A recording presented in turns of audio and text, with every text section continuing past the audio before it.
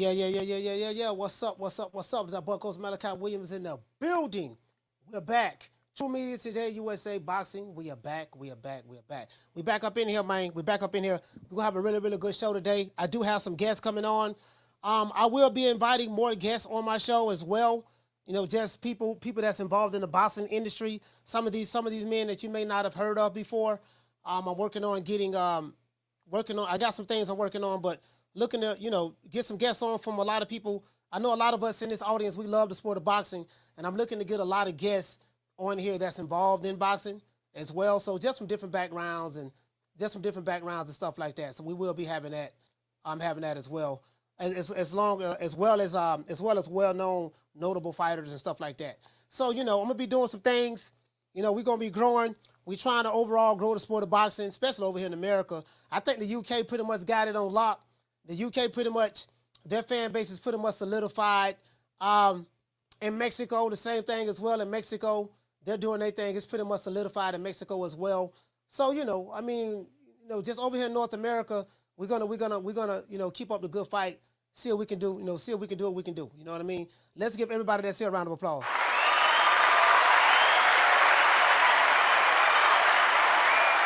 Matter of fact, my light is a little dark. Let me see. Can I turn the light up a little?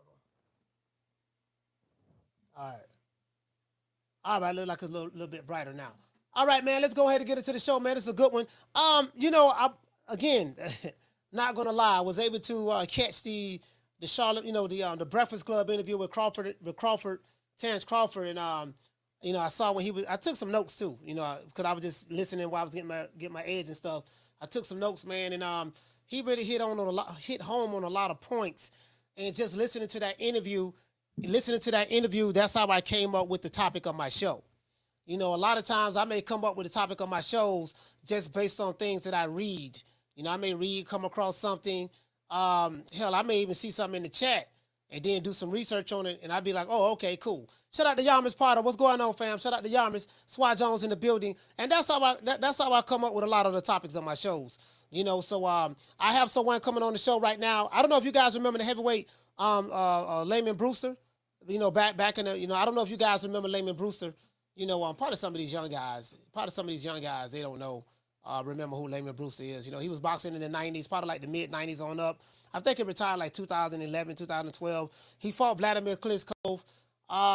He fought Clifford Etienne, some of the older heavyweights back in the day, stuff like that. So, just some of those guys, hell, believe it or not, I know Robert Helenius is fighting, Robert Helenius is fighting Anthony Joshua. This brother, he even fought Robert Helenius back in the day. True.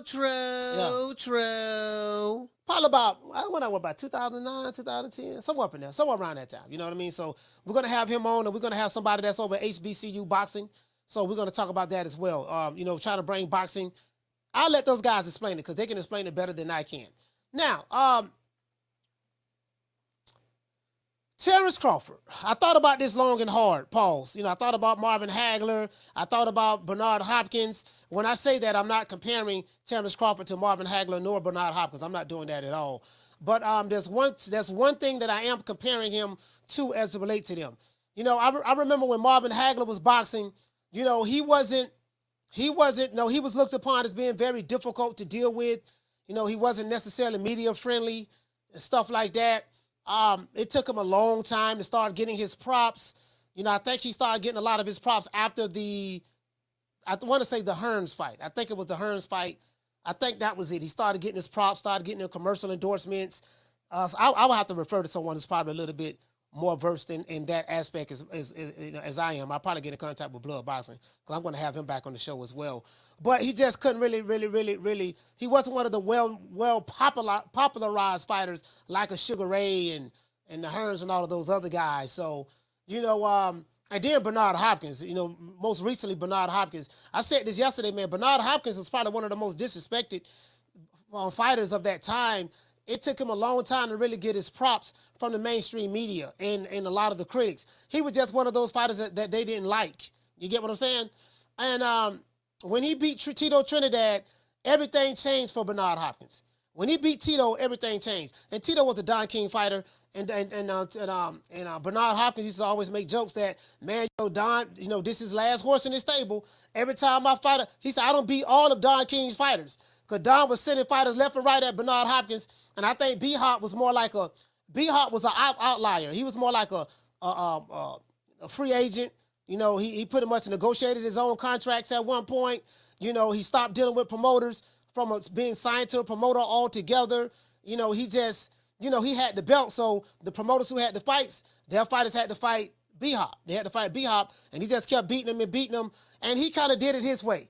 I remember some of the things they were saying about B-Hop. B-Hop, he didn't know how to do good business. Some of the same things that these guys are saying online on YouTube and some of the mainstream media about Terence Crawford. It's some of the same things. And when I sit back and think about that, I'm like, man, it is what it is.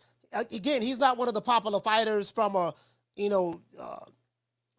the, I don't want to say just from the hood, but from the mainstream media and the social media standpoint. He's not I get litty, I'm smoking, I'm drinking, I'm popping, we popping champagne, we throwing it up. Those fighters, they pretty much get all the praise and stuff in this time. And the reason why, because this is the social media era, and the social media era is all about popularity. Social media era is all about popularity. So that's what that's all about. It's about popularity. You get what I'm saying? If you're popular, you're going to get the praise and the props. If you're not popular, you ain't fought nobody. You ain't do this, you ain't do that. But you could take a guy that's popular, and he literally fight the same caliber fighter as the guy that's not popular, and he would get so much more praise for fighting that fighter versus the other guy who they don't like, True. But that's just the way the ball bounces. Now, Terence Crawford, the underdog, nobody wanted. When I say that, nobody wanted him to be successful. Nobody really cared too much about him. It was just Omaha, Nebraska. He keep winning. He ain't do this, he ain't do that. And, people just went out their way to try to discredit him, for everything that he's ever did, right? Ever done in the past. So pretty much the underdog that nobody wanted.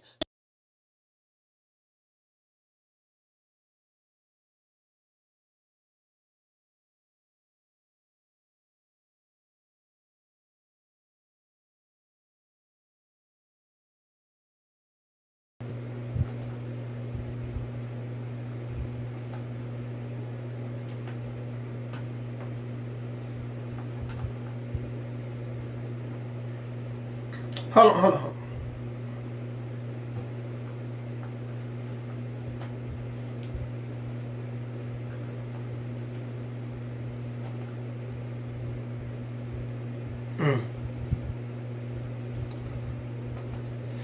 Hold on, guys. Let me know if you can hear me. Hold on.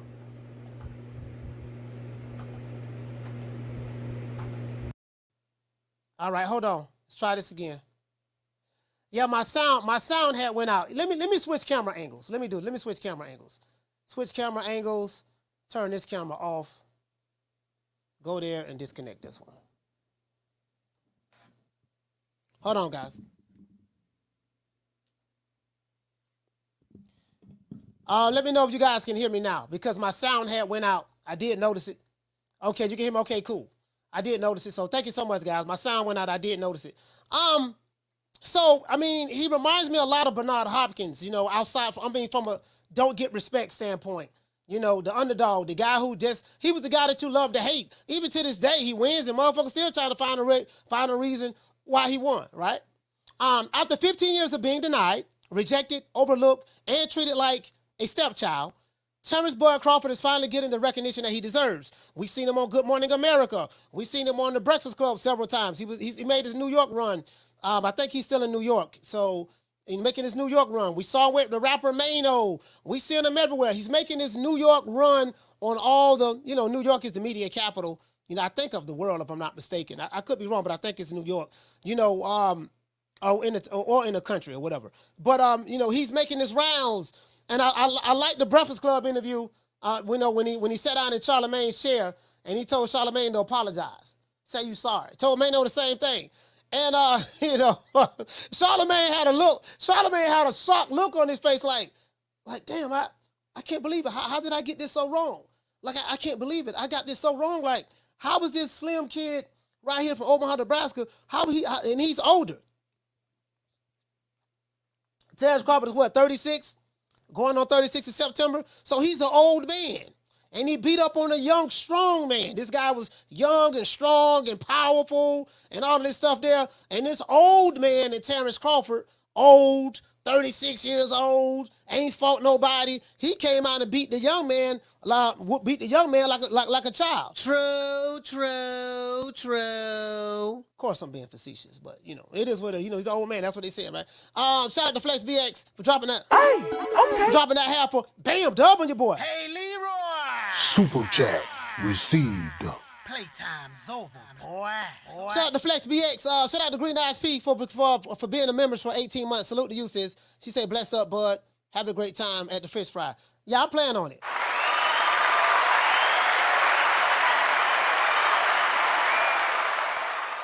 I plan on having a good time at the fish fry. Hey, we gonna get. I plan on it. After 15 years of being denied, rejected, overlooked, and treated like a stepchild, Terence Crawford is finally getting the recognition that he deserves.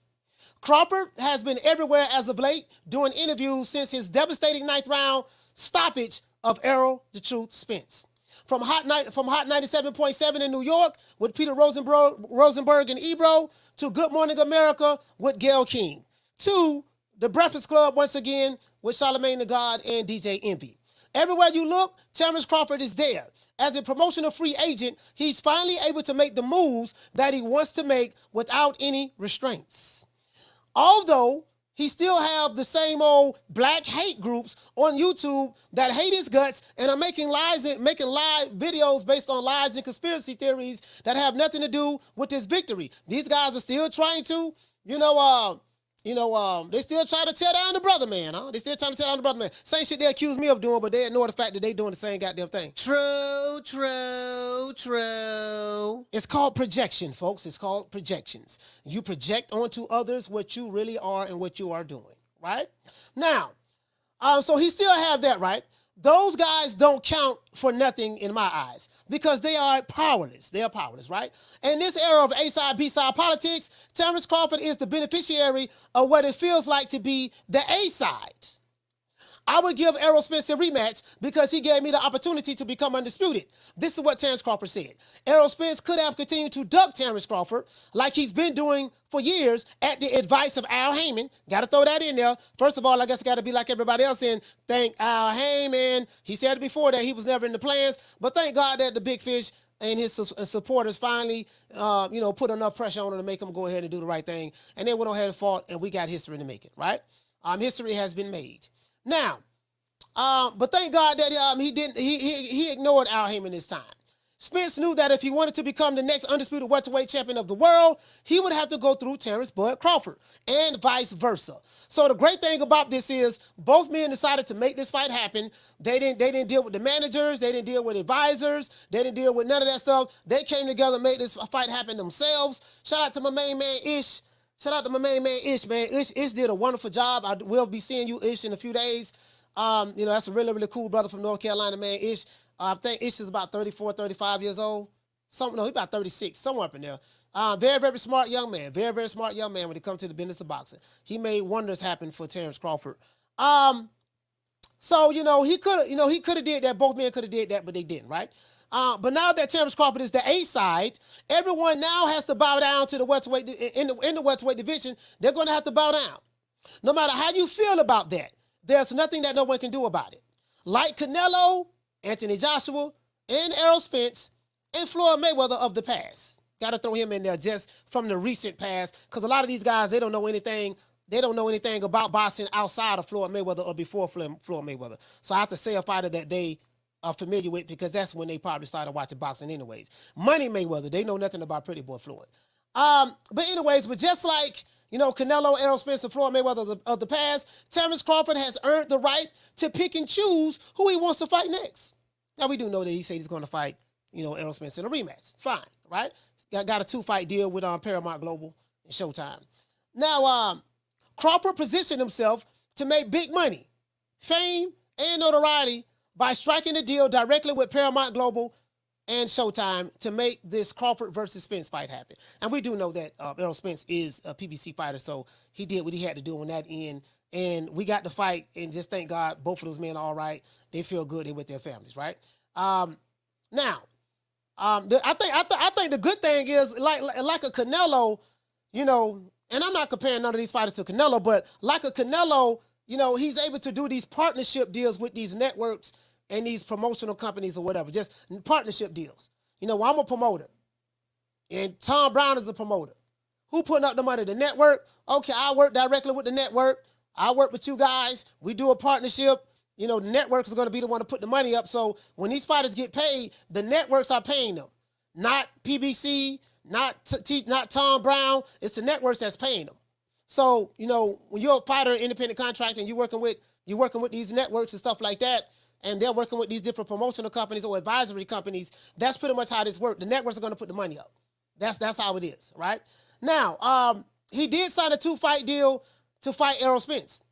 That was a 2-fight deal, right? So Errol Spence is going to exercise the rematch clause. They're going to fight in December, and we're going to get 2 fights, and we'll see how that pans out in December. But to me, working directly with the networks, any fighter that does that, to me, that's bullshit, in my opinion. I remember Floyd used to do that. That's how he started making all that damn money when he became Money Mayweather. He was working directly with the networks. Remember when he had all those fights on Golden Boy? You know, Floyd had a lot of fights on Golden Boy. He pretty much beat all of the Golden Boy fighters. And, you know, but he was working directly with Showtime, but he had a deal to fight the Golden Boy fighters. This is very similar to what Canelo was doing with the PBC and Crawford as well. Now, Crawford did confirm that he would give Errol Spence an opportunity to fight again in a rematch, and probably at 154. I think both of those guys are going to fight at 154. So we will be seeing this fight again. But no matter how much you haters don't like Terence Crawford, the reality of the situation is this. He is one of the most popular fighters in the world right now. He's everywhere, and there's nothing that you can do about it. You can make all of your conspiracy videos. You can say he had melatonin in his gloves. You can say he had egg weights. You can say he with the Illuminati. He's making a blood sacrifice. He signed on with the Masons. You can say whatever it is you want to say. The fact of the matter is, the guy that you love to hate, or the nigga that you love to hate, or the brother that you love to hate, however you want to, whatever word salad you want to use, he is one of the most popular fighters in the world right now, and there's nothing that you can do about it. You can try to discredit his victory all you want, but there's nothing that you can do about it to change it. You know, your hate fueled the fire that burned inside of Terence Crawford all of these years. Hold on, guys.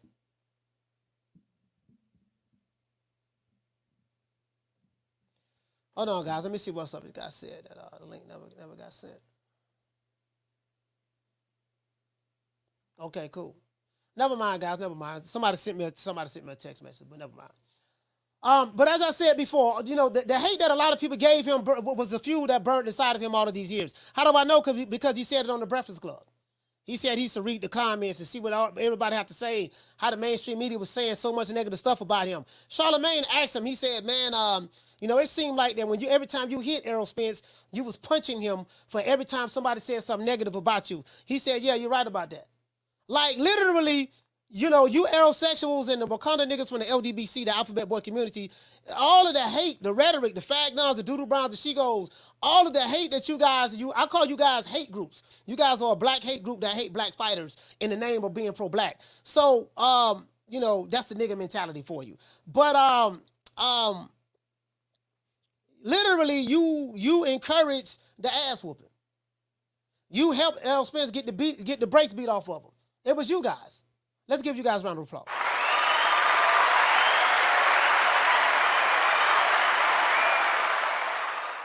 And the end result was the destruction of Errol Spence. All of these years of hard work and dedication has finally paid off. And like Frank Sinatra, he did it his way, very similar to Marvelous Marvin Hagler and Bernard Hopkins. No one can dictate what Terence Crawford should do next. He is his own boss. He is his own boss, and he is his own man. He is the A-side, and he can do whatever the hell he want to do, just like he said on the Breakfast Club. True, true, true. He has earned the right Just like Floyd Mayweather did of the past, and Canelo Alvarez is doing right now presently, he has earned the right to pick and choose whomever he wants to fight next. True. When Terence Crawford retires, which probably maybe will be soon, we don't know, we'll see, he will be remembered as an all-time great, and there's nothing that you can do about it. As for those who hated on him, like the Wakanda niggas from the LDBC, the Alphabet Boy community, is what I call them, and their affiliates, and the I Hate Terence Crawford YouTube channels, you guys will always be remembered for hating greatness when it was in your presence. Hate, like, share, subscribe. Leave your comments below. Let's give everybody that's here a round of applause.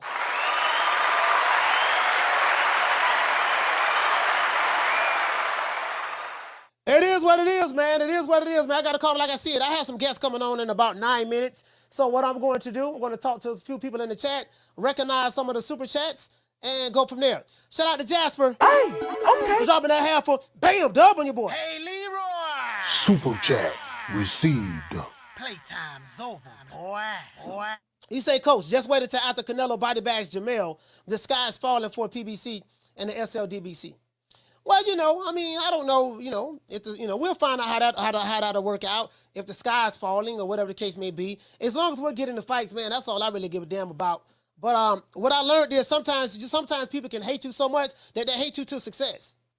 When I sat there and heard that interview, what Crawford gave on the Breakfast Club, how he used everybody who hated on him, like the people who just had vitriol for him. And he spoke about just channels on social media and stuff like that. He spoke about that. And then the mainstream media as well, very similar to what Bernard Hopkins and Hagler went through. He said he used that as fire.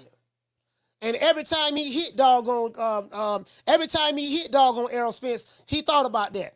This for every time you said I ain't fought nobody. This for every time you called me top ranked Toby. This for every time you discredited me. Every time I got a victory or made a major accomplishment in my life. This for every time. You said I was too light in the ass. This for every time, people, when I was growing up, said I wouldn't be nothing because I'm from Omaha, Nebraska. This is what this is for. That ass whooping was the embodiment of years of frustration, hate, and just being hard work and dedication to the sport. That's what it was for. True. Shout out to Zepper. Hey, okay. Dropping that, bam, dub on your boy. Hey, Leroy. Super chat received. Playtime's over, boy. Shout out to La Jessica. What's going on, sis? He said Bud had melatonin in his gloves. Yeah, he had something in there. Shout out to School of Ace Man. Hey, okay. For being a member for 18 months. Salute to you, fam. He said get them likes up. Stop ducking the like button. Hit the like button, subscribe, and join to become a member. Yes, sir, man. Y'all do that there, man.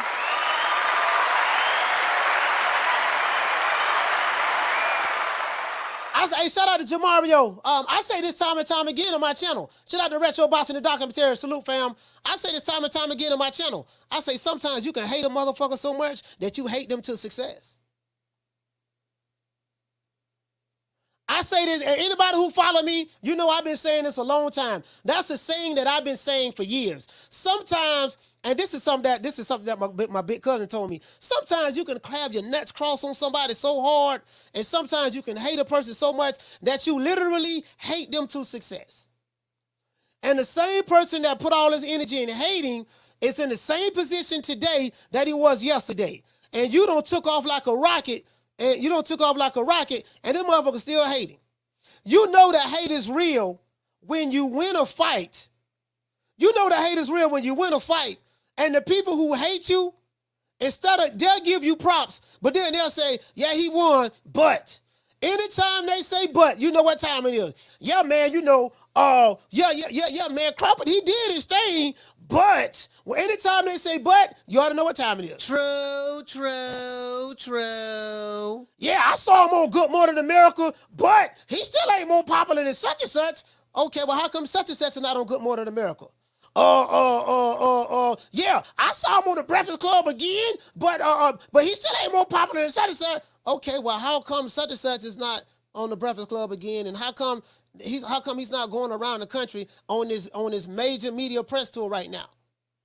You do know the Illuminati. You do know the Illuminati's involved, and they been a blood sacrifice. True. I got receipts. I do have receipts. Boy, Lord have mercy, I have receipts. I have a plethora of receipts. But before we get into the show, You know we gotta say, I am the only YouTube channel that thanks Al Heyman every day. All of these pro PBC guys, they say they love Al Heyman. They threaten people and say they're gonna kill people in the name of Al Heyman. But guess what? They don't think Al Heyman like I do. Well, you know, I guess I gotta be like everybody else and thank Al Heyman. I can quit my job now, baby. 6 figures, baby. You feel me? I'm about to But a name. Do you have a name? Oh, nah, I ain't got no name, you know. Name them names, man. They know who they is. Name them names, please. The names need to be named. They know who they is. The Mexican monster. Man, shout out to Food Revolution. Shout out to Jackie Hernandez and all of the sisters in the chat. Yeah, they don't think Al Heyman like I do. And we have over 400 people in here and less than 200 likes. If y'all sitting there hate watching the show, don't want to hit the like button, Riley, get them. Look, fuck you. Fuck the plane you flew in on. Fuck them shoes. Fuck the socks with the bell on it. Fuck them cheap-ass cigars. Fuck your yuck mouth teeth. Fuck your hairpiece. Fuck your chocolate. Fuck Guy Ritchie. Fuck Prince William. Fuck the Queen. This is America. My president is black and my Lambo is blue, nigga. Now get the fuck out my hotel room. And if I see you in the street, I'm slapping the shit out of you. All right. Yeah, man, it is what it is, man. And shout out to everybody in the chat. Anybody in the chat got somebody that y'all want to pull up on and you want to borrow a couple of my goons because you've been getting threatened online? Shout out to Gloria Day and the Fabulous. Gloria Day and the Centrips. These niggas don't play. These niggas don't play. We don't play. You ain't heard. They be tripping. We be tripping. So they swerving on. Swerve on. No faking and no snitching. And repping hard for the set. Oh, mamas, it ain't no lie. Because niggas gonna bust. Niggas gonna bust. Yes, sir. My guest will be on in a few minutes. We're gonna make it do what it do. We're gonna elaborate on this Crawford fight, and then we're gonna transition into something else. They're not gonna be on long. They're gonna be on for like 45 minutes. And you guys know I'm gonna go ahead and cook and make it do what it do, man. So yeah, man.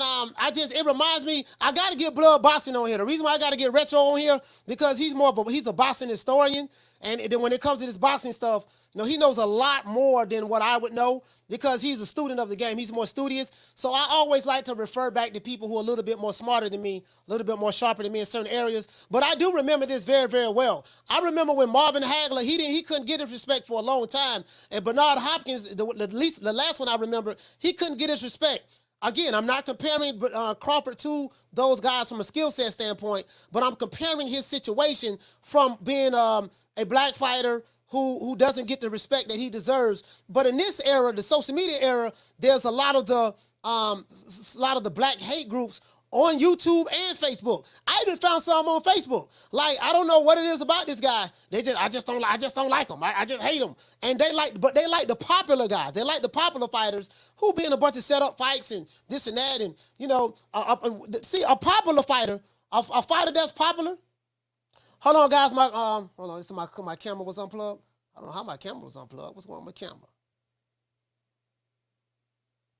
All right. How was my camera unplugged? All right. So let me do this. Hold on, guys. My camera got unplugged. I don't know how that happened, but let me see. I do have my guest here. Bear with me one moment, guys. I'm trying to get everything together right quick. Let the old boy get everything together right quick. See what's up. See, can I get it back on? Hold on, guys. Y'all bear with me one moment. Trying to make sure my camera back on point. All right, let's see. Can I get it back on right here? All right, cool. We back. Look like we back. Hold on, guys. Let me see. Can I edit to do the mirror mode on here? Okay, my camera is mirrored. All right, now it's looking over there. All right, without further delay, shout out to my main man, Prince, and shout out to Layman Brewster. Let's give both of my guests a round of applause.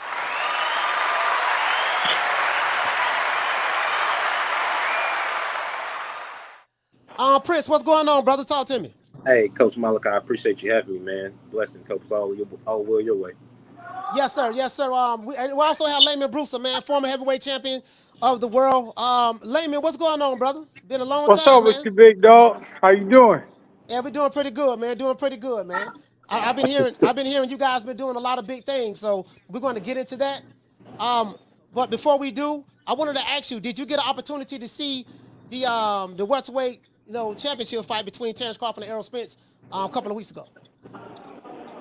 Yeah, I did get to see that fight, man, and from my personal experience, it was a lack of inactivity on the behalf of Errol Spence. Not to say that Crawford wouldn't have won the fight, but at the end of the day, I know what it's like to be off for a year and 6 months, man, and your timing is just off. And if you go back and look at the fight on mute, you'll see everything I'm talking about because it's impossible to have perfect timing when you've been inactive for a year and a half, especially going through car accidents and things like that. And again, I'm not making an excuse for Spence. I thought that he fought the best he could, but I just think that Crawford didn't fight the best Spence. And that ain't to say that Crawford wouldn't have won.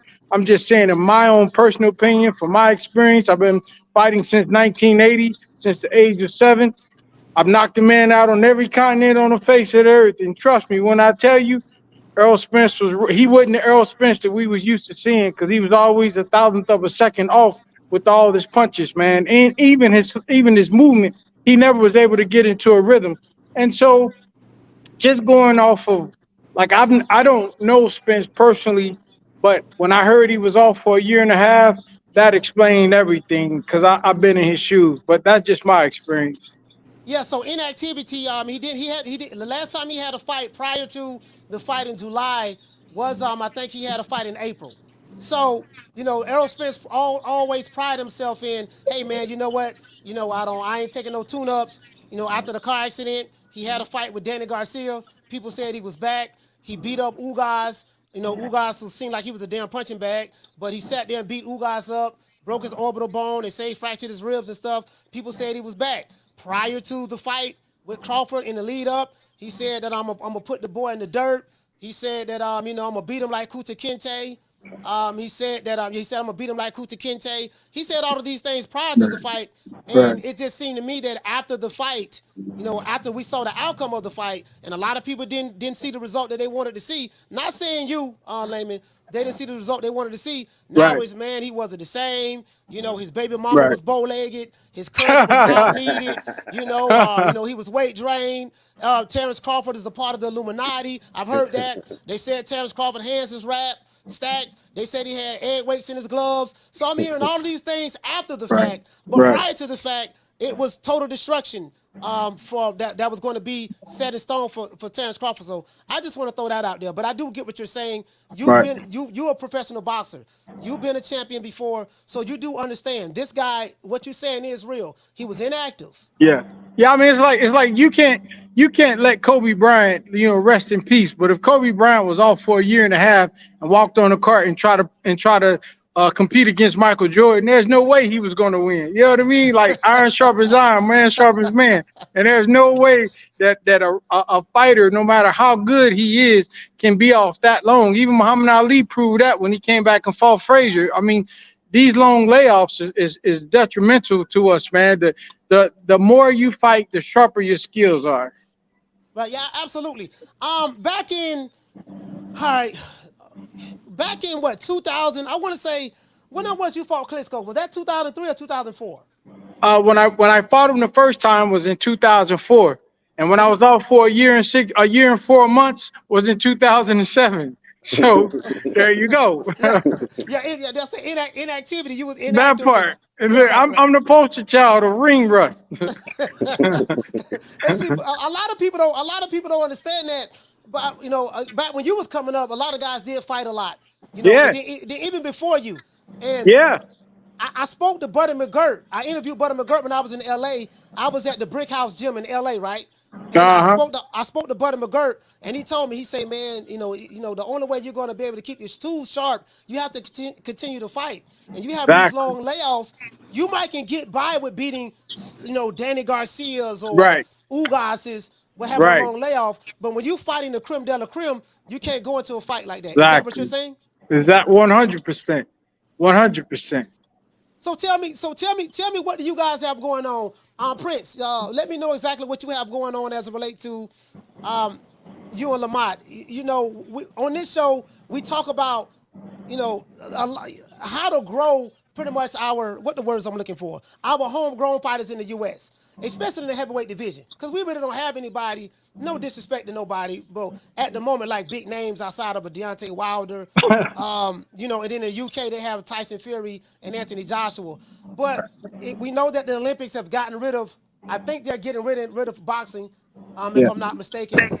So how do we discover or find out who's going to be the next great Errol Spence or Terence Crawford or Floyd Mayweather or Layman Brewster or Deontay Wilder, whoever? What do you guys have going on right now at the moment? Well, 100%, bro. I appreciate you having us again. And, you know, Layman and I have been at this night and day for the last almost 10 months now. And, you know, shout out to the guy who actually is the co-founder of the league, James Lights Out Tony.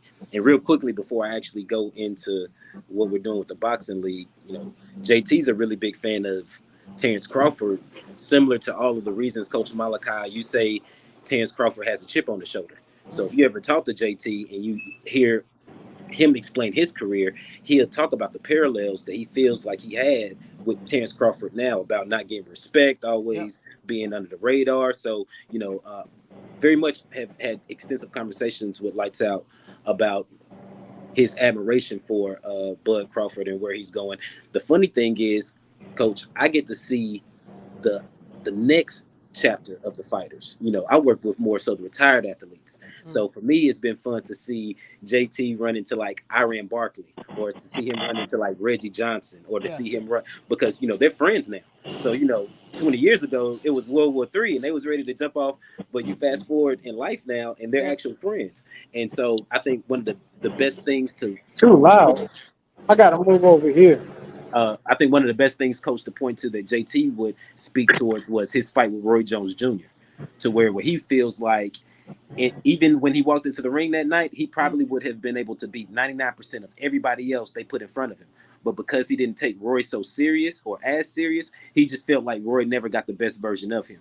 And so I feel like sometimes, you know, that underestimation goes a long way. And I think when you talk about Bud coming into the ring, a lot of people didn't know if, you know, at least my apprehensions to being able to pick a definitive winner was, I didn't know how Bud was going to react once Earl actually cracked him. And we answered that question relatively early, you know, and he didn't go nowhere. And when he didn't go anywhere and there wasn't an adjustment made, it was pretty much game time at that angle. And I think JT loves that aspect of Bud. So just wanted to throw that admiration, because he's not out here, but, you know, JT, and he's a big fan of Bud Crawford. Speaking of that, though, I've been working with JT for like the last 3 years on his management team. JT, let everybody know, they may not know what you mean when you say JT. James Lights Out Tony. I apologize. I call him Lights Out. Yes, sir. So I've been working with Lights Out for the last 3 years on his management team. And last year I was blessed to go do his Hall of Fame run. So we were able to go to New York, Atlantic City, LA, and Las Vegas. And once we got to the Las Vegas ceremony, I was blessed to meet Layman Brewster out there. And I had a friend of mine who works in the athletic department at North Carolina A&T, the largest public HBCU in the nation, in Greensboro, North Carolina. And he called me and said, "Hey, look, man, I see you out there with all the world champions. Do you think that Lights Out would be interested in coming to A&T and starting a boxing club?" And Coach Malachi, like, I'm literally outside of the resort world in Las Vegas, and I'm looking at Layman and Chris Bird and James Toney and Evander Holyfield and like Ray Mercer. I'm looking at all these world champions, and I'm like, you know, bro, I probably can do you one better and start your whole boxing league. And it's almost like when we said it, we couldn't put the genie back into the bottle. And so I got off the phone with him, ran over to the world champions, and at the time, Deion Sanders was really heavy in the media cycle. And so it gave me a good reference point, because Deion was their contemporaries when a lot of these guys were competing themselves. So when you look at a Deion Sanders, a Jerry Stackhouse, a Penny Hardaway, none of those guys at this stage of their life are still competing, but they're playing a lot of money. Deion Sanders ain't got to tackle another person for the rest of his life. Penny Hardaway ain't got to shoot another 3 for the rest of his life, but they're in positions to make multi-million dollars on coaching kids to get to that next level. And so being able to have a frank conversation, and I'll be honest, Coach, the thing that really warmed my heart about it was the need from the retired fighters once I actually explained the positioning of what we were trying to accomplish. Because unlike the NBA and the NFL, once you retire from boxing, you don't get a pension, you don't get insurance, there's no association, there's no covering the way that the NFL and the NBA gives you. And so we were super excited about the opportunity to have a next chapter for our athletes once they retire from the active side, to not only be able to give back to the community, but also be in a position where they can be self-sufficient for the rest of their lives and getting a second chance in the sport that they love.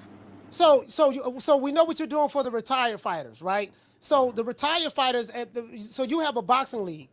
You starting a boxing league for the HBCUs, boxing organization. If could you please explain that just to add some clarity to it? What exactly are you doing?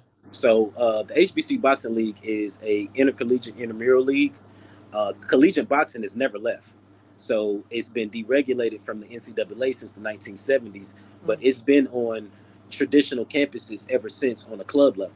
So what we've done is we've revamped college boxing on Black college campuses, which hasn't been on our campuses since the 1970s, in the spirit of being able to expand the need of boxing. So from our league standpoint, of course, we want to be able to, as we were mentioning earlier, breed the next generation of fighters domestically, but also in our pursuit to roll this league out. Every student athlete may not become a prize fighter, but he can still become an engineer or a lawyer or a doctor based off of boxing on the collegiate level. And so just being able to look at the landscape of college right now, you have NIL deals on the table, you have multi-million-dollar TV deals on the table, you have online gambling going on with college. So it's literally the perfect time to reintroduce the concept back to our college campuses. So I never, when this idea was initially brought to me, it caught me totally off guard, because you're saying that, they have collegiate boxing, like you have college football, college basketball, and then we know, like as you said, they do have the NIT league where the college players are able to make money, right? Yes, sir. So you're saying you can do the same thing, or you're trying to do something very similar with collegiate boxing? So let's tell you where the idea was birthed out of. With all of the Olympic boxing future in limbo, they were looking for a replacement. And for us, this is the perfect replacement for a feeder system, to where now, unlike college basketball and college football, in boxing, if you are on that level, you're generally going for the Olympics. So instead of going to a 4-year college experience, you're generally going out to Colorado Springs for 4 years, preparing for the next Olympic, trials. That's no longer really the carrot on the stick anymore. So what we can do at this angle is join college boxing, which still falls under USA Boxing, but then be able to apply scholarships towards it under the covering of our world champions, to where now a kid doesn't have to rush to turn professional so soon now. So when you look at college football, the benefit of the NFL is these kids can come out of high school with an NIL deal.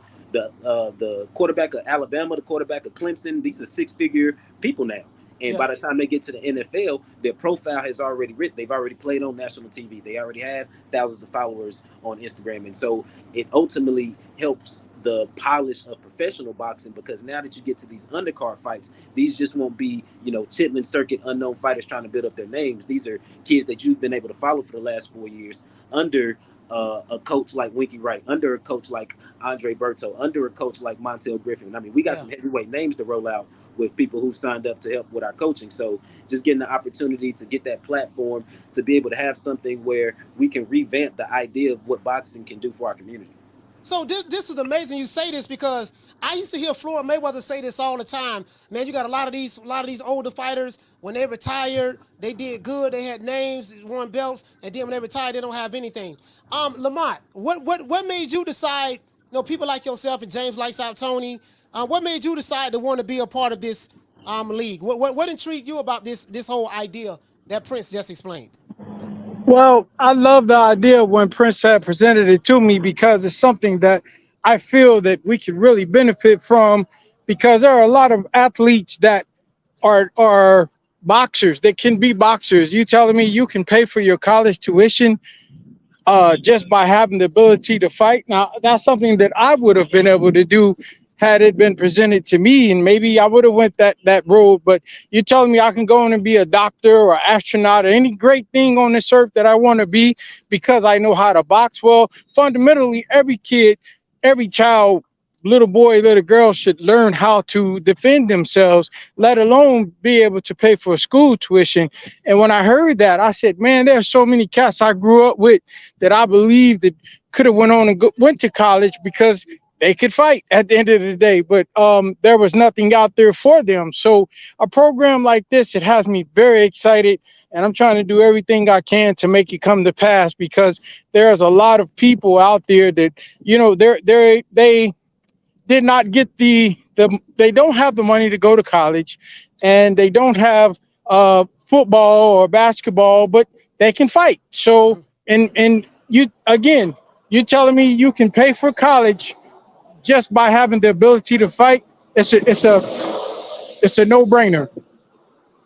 Man, so how would this work? I know it's not as simple as as you guys putting it together, but you're going to have to abide by the I guess the rules of the NCAA. Sorry about that, guys. I'm trying to get my camera going. You got to abide by the rules of the NCAA if you want to do collegiate boxing. We always spoke about over here in America, Lamont, we don't really have like the next great heavyweight. You know, I mean, they have Deontay Wilder, but he's, 38, 39 years old. We're trying to figure out a farming system to where we can discover new talent to help grow the sport in the United States. There's a lot of people in this chat right now. We have over 500 people in here, and a lot of the we have these discussions like, man, how we gonna find the next such and such fighter? Like someone like a Crawford, he's from Omaha, Nebraska, of all places, one of the greatest fighters in the world, come from a little small city like Omaha. Like, how would guys like yourself, be able to, you're trying to discover the next talent. In the heavyweight division, Lamont, I'm hearing that the reason why American boxing is suffering from heavyweights because a lot of those guys, they go play basketball, they go play football. They're not even interested in boxing. How do we bring the interest back to boxing so we can find, so we can grow the sport over here? That's an easy answer. We introduce it into these colleges because when we put on these shows, instead of having like a team of 12 or 16, each college is going to probably have somewhere between, and I'm just throwing out a number, between 6 to 10 fighters that make the team. You gotta make the team to be able to qualify for this scholarship program, and that's basically what it is. It's a scholarship program. But in doing that, we're going to find that talent. And remember, each college is going to be headed up by one world champion. So these guys that are coming into this university, this college, this HBCU, they're going to be under the tutelage of a Ray Mercer, or as you say, Andre Berto, Tony Otava or something like that. So that's going to help them right out the gate because they're going to get that experience that by the time it's time for them to go on, either they can turn pro or they can go into that professional field that they've just paid for. So I think we're going to find a lot of talent in these actual schools, man, because a lot of people don't know they can fight, but they believe they can fight. And so the thing of it is, like Master P said, it ain't where you from, it's where you come. As he said, he said, it's not where you from, it's how you come. I'm from Indianapolis, Indiana. I'm the first heavyweight champion to ever come out of Indiana. And so it doesn't matter where you're from, it's just where your heart is. And God opened those doors for you, man. And I believe that by us going into these HBCU schools, we're going to find talent like you've never seen before. I see exactly what you're saying. There's an incentive as well, based on there's an incentive for them. If they can get a scholarship, like someone can get a football, because everybody can't play football, everybody can play basketball, but like you said, they make it fight. What about guys like I often think about, I remember when you beat Vladimir Klitschko back in I want to say 2004, if I'm not mistaken. Yes, you beat sir. him. Were you surprised at the run he had after that? Because I think after that, shortly after, I think a couple of years later, he went on a run to where he couldn't be beat at the time. Were you surprised at that after you fought him the first time? No, if you go back and look at the interviews, I told everybody that if he gets back get himself back in running, go take some smaller fights and get his confidence back, he could actually do that. And I knew after I tore, because I had the title for 2 years until I tore my I detached my retinal, and then that ended pretty much my career. But I knew the only person that could beat Vladimir would be me, because I seen all the competition out there at the time, and everybody was a little afraid of him. And I just said to myself, if I wasn't there to beat him, I knew nobody was going to beat him for a while, and that's exactly what he did. He reigned. Yeah, yeah. Um, so what's next? What's next? So right now we do know that we see what's going on right now currently in the state of Boston with Terence Crawford.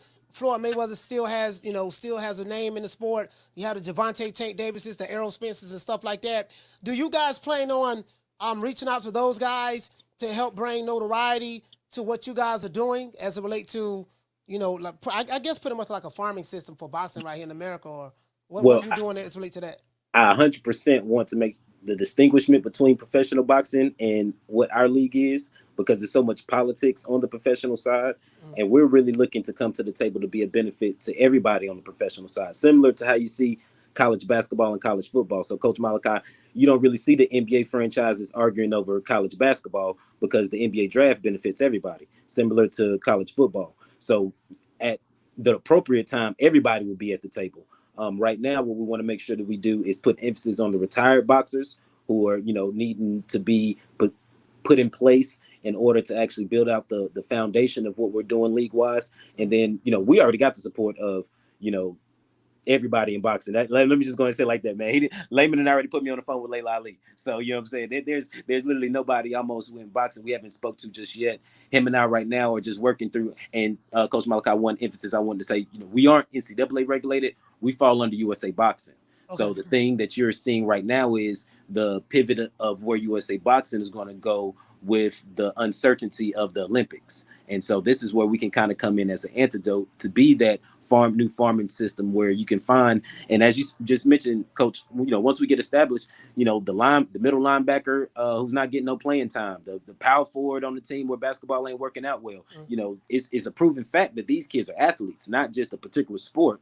But, if we get the right athlete in the gym under these tutelage, then, moving forward, we'll be able to have a stable move that will be reminiscent of the 80s and the 90s, and where we had multiple champions and multiple divisions going on that were hotbeds. So we're looking forward to where we can spill out of this, not only in regards to producing scholarships for our community, but as well moving forward being the springboard to a lot of professional careers. Man, man, this is wonderful, bro. Like Prince and Lamont, I really, really do appreciate, man, just a lot of the stuff that you guys have going on. It's a phenomenal idea. And the simple fact that you're getting the older retired guys, some are Hall of Famers, like James Lights Out Tony. You have people who are former champions like Lamont, Lamont Brewster on and stuff like that. So I think this will do well. I do know Lamont is very passionate about boxing. I know people like Antonio Tarver, James Lights Out Tony, Roy Jones. Those guys are very passionate about boxing because that's all they've done all their lives. I want to get you guys back on here probably, I don't know, maybe probably Tuesday, and I wanna be able to really give this a proper leverage, man, because I think this is very, very wonderful and phenomenal, and I want to give you guys a pretty much a very, very proper show as relate to what is it that you're doing with the HBCU college boxing. You say you're not NCAA regulated, but you fall under the USA. What is it again? USA Boxing. So USA Boxing pretty much is where the Olympics and everything else kind of has the undergarment of. So they are our NCAA. Okay, cool. Is there anything else that you would like to say before you and Lamont leave? Hey, man, shout out to my boy Ish. Like I said, man, I grew up with Ish down in Greensboro, North Carolina, man. I know Ish since I was 6-7 years old. We were college roommates. We both graduated from North Carolina State University. We 35. His birthday is literally like 3-4 days before mine. Super proud of him. The city's super proud of him. So, he's going to be a mainstay. He's going to be a mainstay. And Greensboro, North Carolina might turn into the new Cleveland, Ohio. Never know. Man, Ish worked out a magnificent deal for Terence Crawford, man. Like, he got him his highest payday. So I take my hat off to Ish. I'll probably see him in Omaha. I'll probably see him on Saturday. And I mean, Ish has an incredible story. So just as a person, man, I would love for him to get his flowers in the flesh because, everything he get, he's deserving. Lamont, anything you want to say, brother, before you go? I really appreciate you taking the time out, to come on the platform. I just want to say it's Layman. Oh, It's Layman, sorry about that. I Layman. keep saying Lamont. My Layman bad. Brewster. Not Yeah, my not bad, sir. Lamont. It sounds like Lamont, but it's Layman. Yeah, Layman. Sorry about that, fam. I apologize. That's it. No, man. No. So you know what though? Seriously though, man. What I want to do is ask for the support of everybody that attend HBCU schools, because this is another way we can help young men and young women to get off the street, to be able to make something of themselves, to give them a chance to be able to pay for their education at the end of the day, even if they don't go on to become world-class fighters. That's not as important as it is helping them to achieve the goal of whatever it is. If you're just going to be the best welder, if you're just going to be the best teacher, here's a way to pay for it. And I'm asking that everybody will support this, man, because supporting this support us, you know? Man, that's wonderful. HBCUs, do you guys foresee it expanding beyond the HBCUs, or you just focusing on the HBCUs at the moment? No, we'll be raising the bar for college boxing as a whole, but we're focusing on HBCUs initially. So we got some good things coming up, some opportunities coming down the pipeline where we want to make sure that HBCUs are first in line to get the opportunity to reap the benefits of it. And, a shameless plug, they can follow us on Instagram, official HBCU Boxing. Any parents want to reach out and, get engaged, that's really the conversation coach. We want to make sure that we get out there more so than anything else, just letting parents know that this is a viable option for the kid moving forward. Man, I really appreciate that. I'm writing it down right now. Your Instagram is official HBCU Boxing. Yes, sir. Okay, on IG. I got you right here. I'm gonna follow you right now. Man, I want to give both of you guys a round of applause. Matthew, hey, Prince. I'll call you the Prince, man. The Prince. I'm gonna give you a call after the show because I'm flying out to Omaha in the morning, so I got to get early in the morning. So I'm gonna call you. And Layman, man, I really appreciate you, brother, man. But I'm gonna have you guys back on next week, probably Tuesday. Pleasure, brother. Anytime. Hey, keep Yes, going, sir, bro. man. You're one of the best platforms on YouTube. You know what I'm Yeah, saying? man. Pound for pound. Yeah, I appreciate that, man. We trying to make it do what it do, man. I salute to you, brothers, man. Much love. Let's give Layman Brewster and Matthew Prince a round of applause. Round of applause, everybody. Blessings, bro. Yes, sir. Man, that's I think that's kind of wonderful, bro. Like when this fell in my lap with what Layman Brewster and Prince were doing, and James Like Tony. You guys know I love James Like Tony. He's one of my favorite fighters of all time. I got James Tony he's up there with me. You know what I mean? So when I found out this was something that he was a part of, and this is kind of like a farming system. Like everybody can't play football, everybody can't play basketball, but some dudes can fight. And if you got people on a college level that that can probably get a scholarship to fight on a collegiate level. Even if he don't turn pro or, become the next Floyd or Mike Tyson or whatever, but it's a way to still, it's kind of like a farming system. It's still a way that we can discover new talent that maybe the average person that's in the chat may not see. You get what I'm saying? So, it is what it is. So I think it's a dope idea, but I want to have Prince. This brother's 35 years old. Him and Ish is really, really good friends. If you guys don't know who Ish is the guy, I'm at Terence Crawford's manager. He's one of the guys, he's a very, very smart young man. I met Ish. I'm gonna see him Saturday. And Ish is one of the guys who negotiated that hell of a deal that Terence Crawford received from Paramount fighting Errol Spence. So let's give Ish and those boys in North Carolina a round of applause.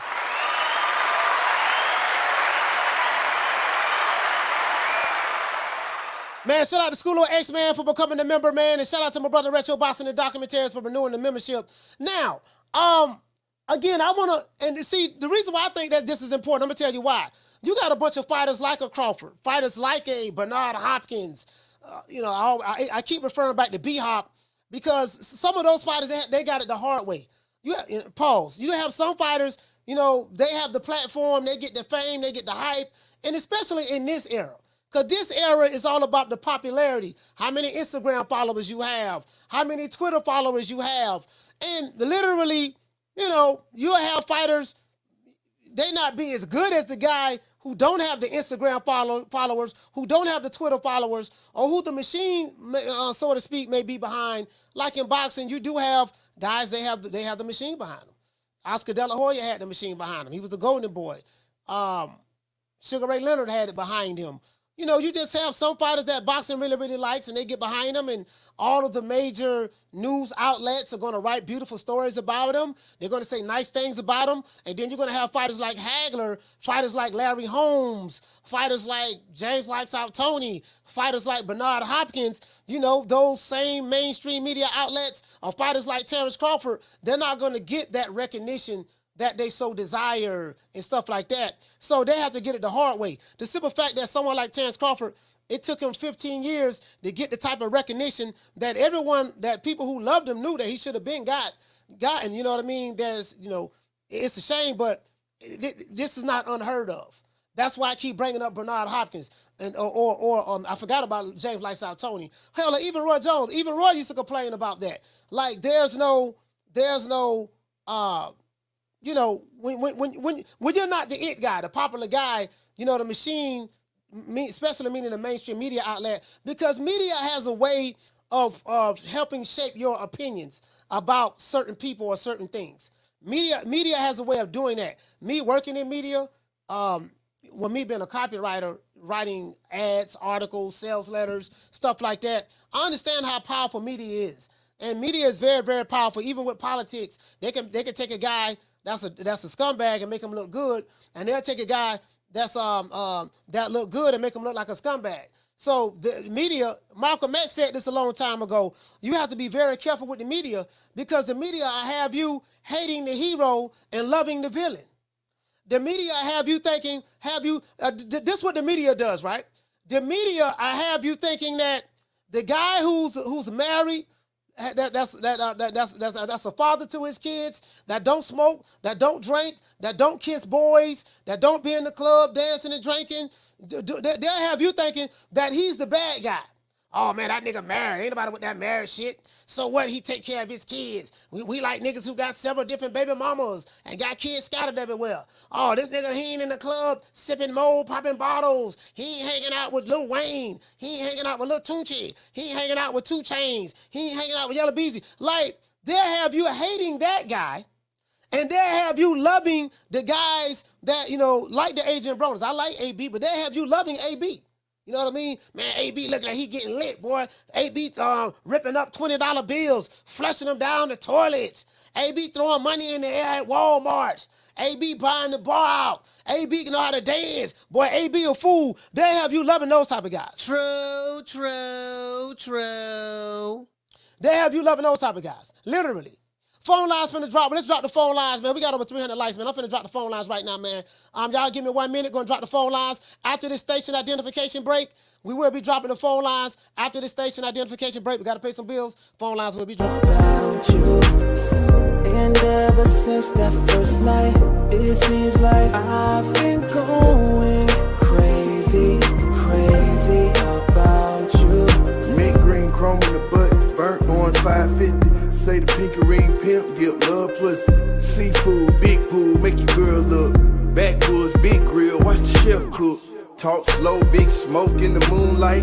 Knock your doors down, shout it till your mind right. East Point, Fulton County, where a nigga from. Got love in. Shout out to my sister Food Revolution. She said Bud is not married. You're right, he's not married. That is true. True. That is true. Crawford is not married. But you know, but if you talk to him, you know what I mean. So I had the pleasure of speaking with him. So if you talk to him, you get what I'm saying. You know, it is what it is. But you know, he treat his lady. You know that's his wife. That's his high school sweetheart. But is he like officially legally married? No, he's not. You know, but my thing is just some fighters. You know, again, I keep talking about B-Hop. I gotta talk. That's why I gotta get Blood back on here, man. I have to get Blood back on here because Blood really. I know Blood probably really done some research on this, but I'm just going off of memory. I remember fighters like unknown caller. Even Larry Holmes. Larry Holmes didn't like the fact that he wasn't. You know, he didn't get the respect that he wanted. You get what I'm saying? Phone lines will be dropping in a minute. You want to talk some shit? Call me. Start some shit, bitch. Sup, fool? You gonna talk shit about me, homie? Where you from? Hundreds of niggas is waiting for your motherfucking call, and they all talking shit about you right now. Call the coach at 530-494-9636. We waiting on your bitch ass. Phone lines open, man. 530-494-9636. 530-494-9636. Salute to everybody in the chat, man.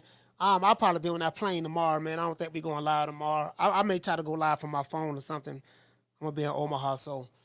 And I'll be back Sunday, man. So I'm just tired. I'm tired of the motherfucker. I don't finish my movie script, formatting the script.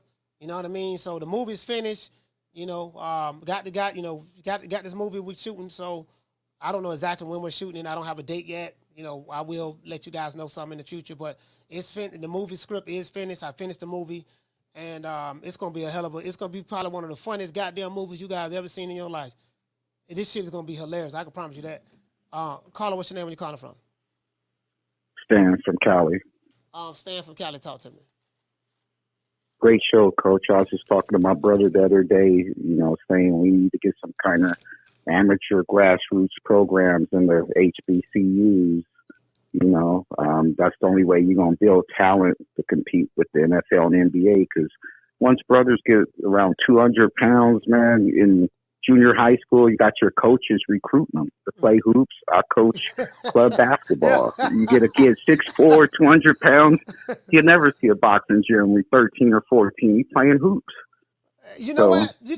Something good. You said some real stuff, because a lot of people in the chat, like I was talking to Retro one time, Food Revolution. Just a lot of people in the chat. We were talking about, yeah, man. A lot of these guys, they not coming out. It's kind of hard to find the next great fighter or this or that now, because a lot of these guys, especially in the heavyweight division, these big guys are being recruited to play football, play basketball, and you're right about that. Yeah, we only got Deontay Wilder because his basketball career didn't work.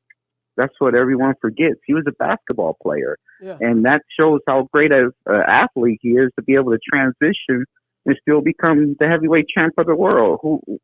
What other sport are you able to do that? Your golf career don't take off and you go play wide receiver in the NFL. That shit ain't happening. So that was a great accomplishment for him to go from one sport and then to the highest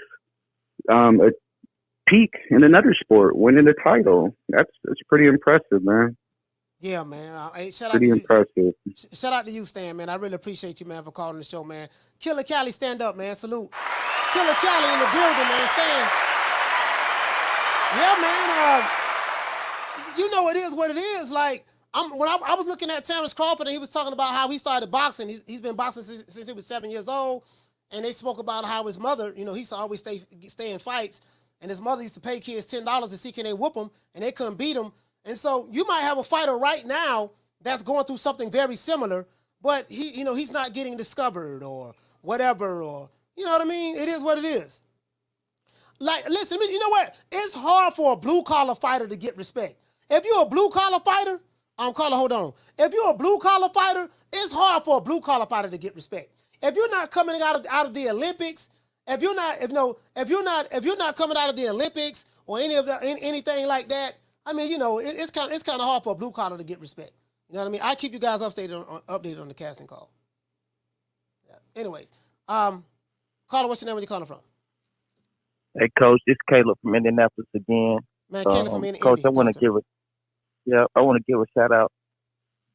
Rest in peace to my uncle Errol Brewster. I want to give a shout out to Layman Brewster and his partner, and I want to say much love to the Indianapolis stand up if y'all listening. And that Layman, he grew into a heavyweight.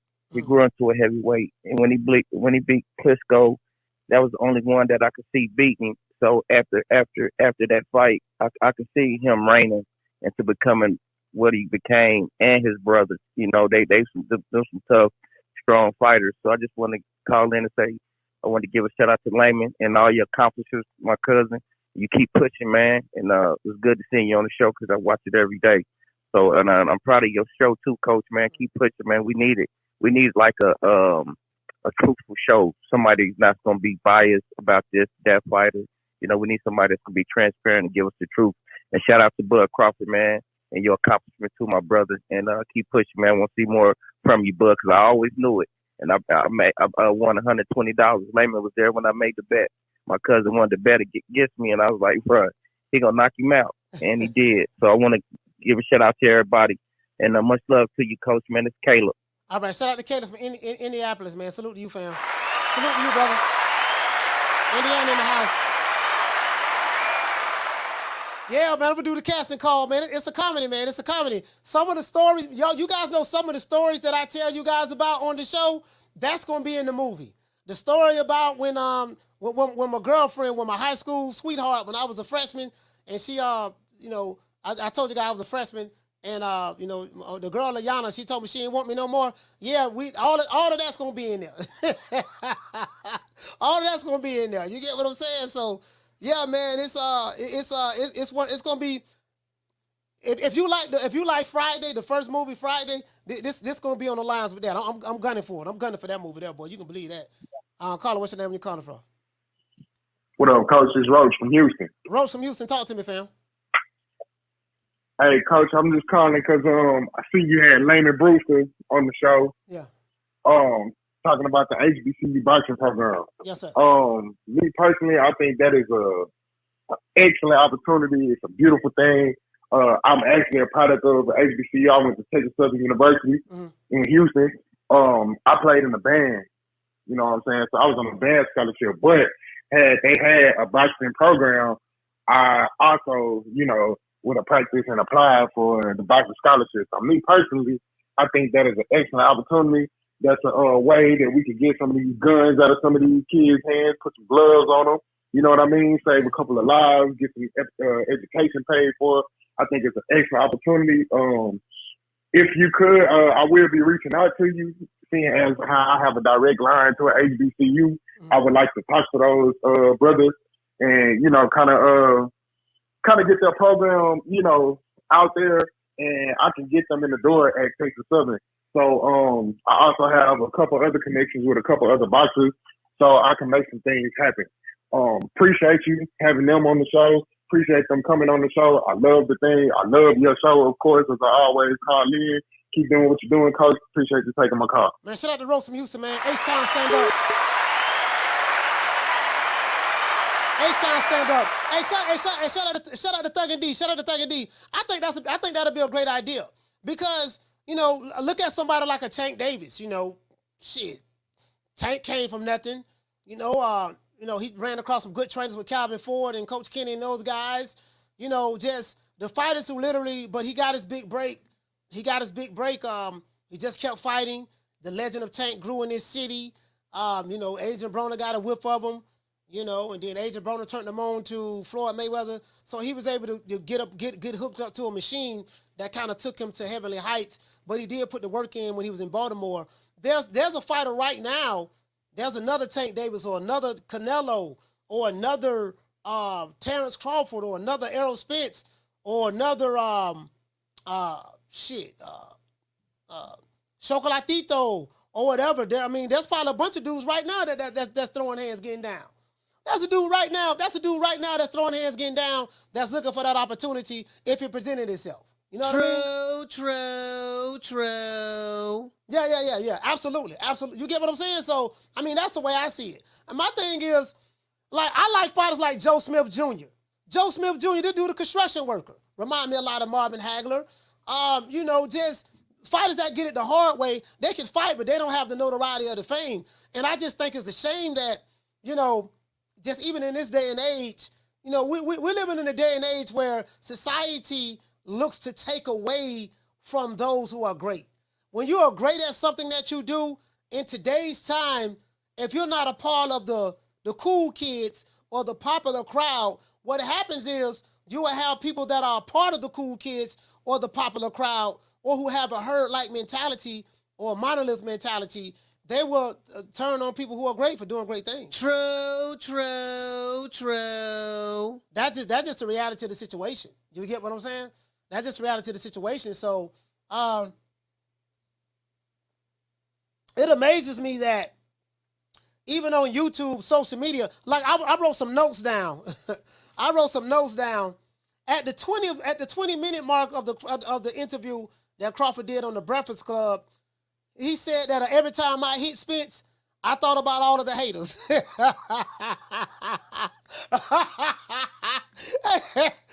because Charlemagne was like, what happened was he was talking about the media. He said, man, do you feel you don't get the respect that you deserve? Because they started talking about the haters at the 15-minute and 50-second mark of the interview.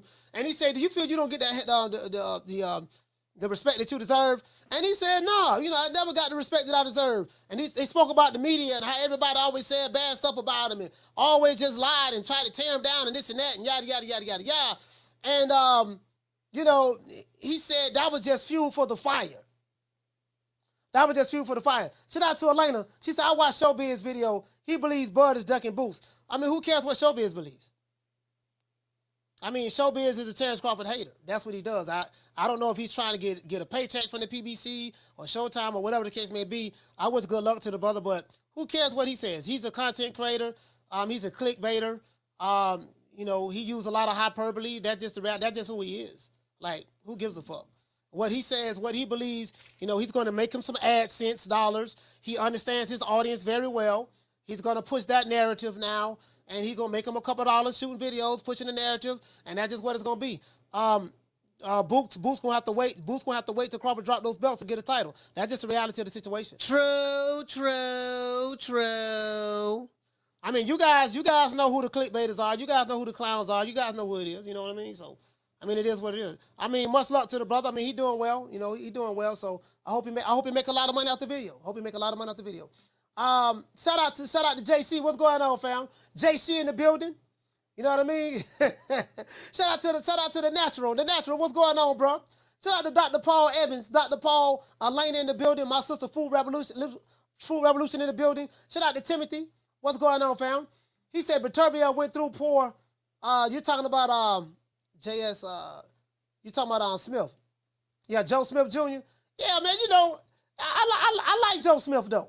Joe Smith, he not no superstar talent. So it is what it is. He say, shout out to Keys. He said, Coach, did you see Manager Marta accusing Buzzer PEDs? I mean, bro. What do you expect? This guy hates Terence Crawford.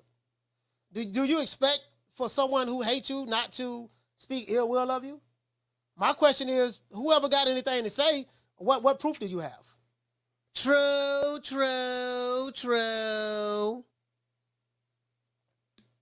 What proof do you have? These niggas is making up lies. They've been lying for 5 years. These niggas been lying for 5 years. These niggas still lying. The fight over with, Spence got stopped. Crawford, the undisputed welterweight champion of the world, and they still lying on the man. True. That's some serious hate right there. That's some serious hate right there, boy. Like, boy, listen. Woo, Lord have mercy.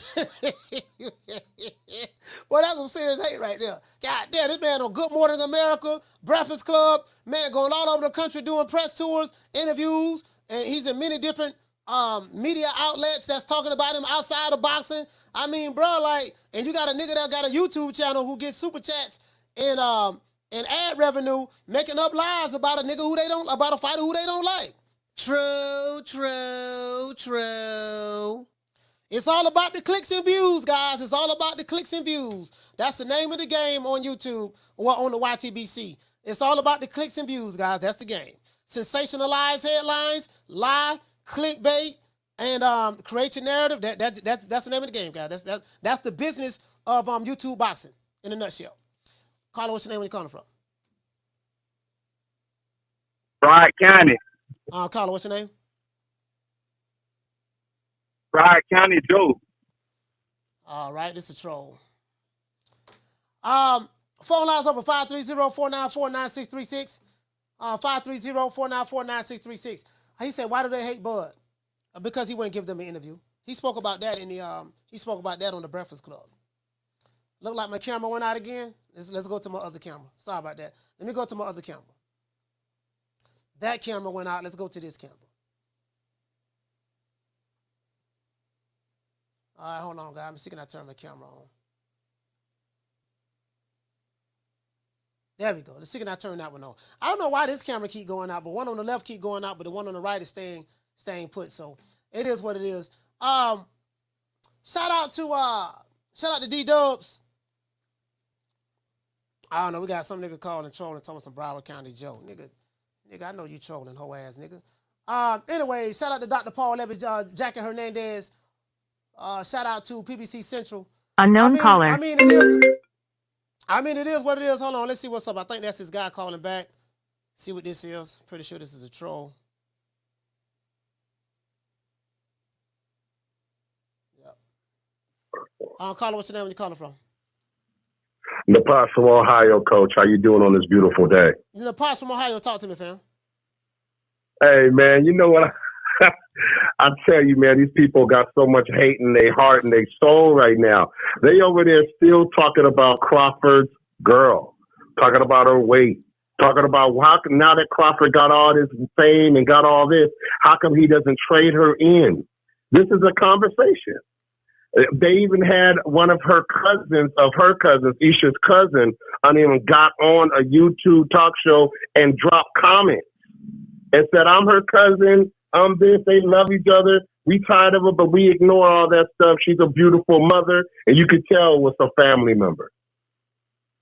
It was on Dr. Rick, what's his name? Dr. Rick something. He's a really cool dude. I can't think of his name. He's a black brother that used to be a heavyweight brother before himself. And, man, he was on there talking about it, man. You got to find it, Coach. It breaks your heart when you know, and then you hear it, and I looked it up, and I'm like, man, they got people still talking about his family. So you said it's a black dude that's doing this? No. It's a brother that brought it out. And he used to be heavy, and he lost a lot of weight, and he's a doctor. His name is Dr. Rick something, and he talks about sports and all different types of conversations. And this is where her cousin had got on the comment section and was giving him some love for saying, hey, y'all need to cut the crap out, cut all the hate, stop talking about his woman and how, that she's overweight a little bit and all that. He's like, she's a beautiful woman. She's beautiful, and she's been down for Crawford this whole time. Y'all need to cut the crap. Hey, my question is, I can't even believe it. What does Crawford's woman, whoever he decides to date, what does that have to do with him as a fighter, and what does that have to do with him becoming the undisputed welterweight champion of the world on July 29th? Nothing. All this hatred, man, because they've been talking about his family for a while, talking about, plus, Crawford got his sister out there. She be, going off on everybody. She's catching everybody's smoke. She's out there looking for the smoke all the time, and they don't like it. They don't like it because it turns out to all be true.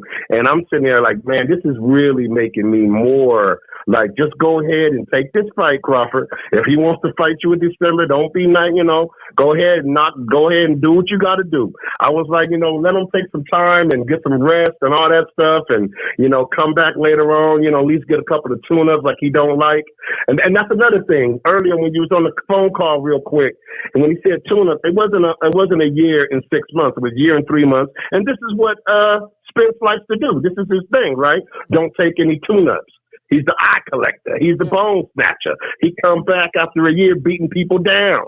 That's what he do.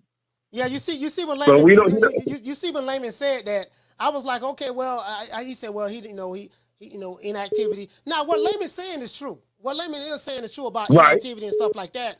But that wasn't the narrative prior to the fight. Prior to the fight, all of those guys. This is the thing that get me. Before I let you go, you have all of those guys who are saying that Spence was weight drained.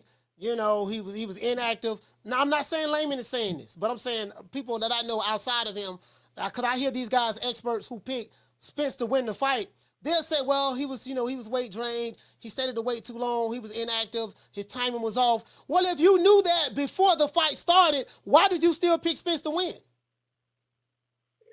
And what really closes us all the way off, and I want you to remember this. Remember, you might need to write it down and slap somebody upside the head in the comment section somewhere else when you go on somebody else's shows or bring it up again. You might need to make a show out of this.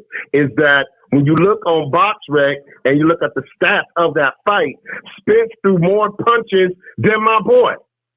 He threw 100 more punches than my boy. So I don't want to hear nothing about weight training. He threw more jabs than my boy. He threw more body shots than my boy. And overall, he threw more punches than Boogeyman Crawford. Have a beautiful one, Coach. Shout out to the Possum, Ohio. Salute, fam. Shout out to Derek Choice. Hey, okay. Dropping that quarter of a bam dub on your boy. Hey, Leroy. Super chat received. Playtime's over, boy. What to say, Derek? You say even when the narrative was Crawford don't sell and no one knows him, he was the most talked about fighter, be it good or bad. I mean, yeah. I mean, I think right now it's just rage at this point. As I said before, these guys, I call them old goalpost moving ass niggas. They're always going to find a way to move the goalpost, no matter what. It's something that my mother taught me a long time ago, and I want everybody in the chat to remember this. When someone doesn't like you, there's nothing that you can do to make them like you, right? So that's just the reality of the situation. Right now, Crawford, the man, he's the most talked about fighter in boxing right now. Right now, there's no fighter more talked about than him right now. Those are the facts. Whether you like it or not, that's the reality of the situation. So it is what it is. Carla, what's your name when you calling from? James Lee, coach, what's going on, my guy? James Lee, talk to me, fam. Be more. Talk to me. How you feeling, man? How's everything going, man? Yeah, I'm doing good, James. Hey, I was just calling, man, because I be sitting back laughing, man. I be laughing at the fans, right? Yes, sir. At how it's a bunch of old I'm gonna say the age probably range between 30 and 50. That be sit back watching, right, and watching the various YouTube. And I just laugh at how they want to keep coming to the different channels, putting on their on somebody else's channel what somebody else said on their channel, right? Like every different channel isn't doing nothing but giving their opinion. You know what I'm saying? I can't come to your channel, watch your channel every day, and be mad at what you say, and then continue to just keep coming back to watch your channel. Like, is the world that minuscule? I mean, it's what like for me, right? I'm gonna be honest with you. Like for me, I'm really, really good at studying my analytics very well. I know where a lot of my audience come from. Like with me, right? What I notice is right. the way this works, James, is this on the internet. And I know you're not an internet guy, but I'm gonna explain it to you from a content creation standpoint. And on when it comes to the boxing, any sports, but definitely boxing, it's a very passionate, emotional sport. You have grown men who have attachments to certain fighters more so than others. You may have people who may complain about certain people's content, but they'll watch their content all the time. Me personally, I don't watch a lot of YouTube channels. I don't watch probably 98% of the YouTube boxing. I don't watch them. I watch because I do this myself every day. I don't have time to watch all of those guys. I watch some of the smaller channels.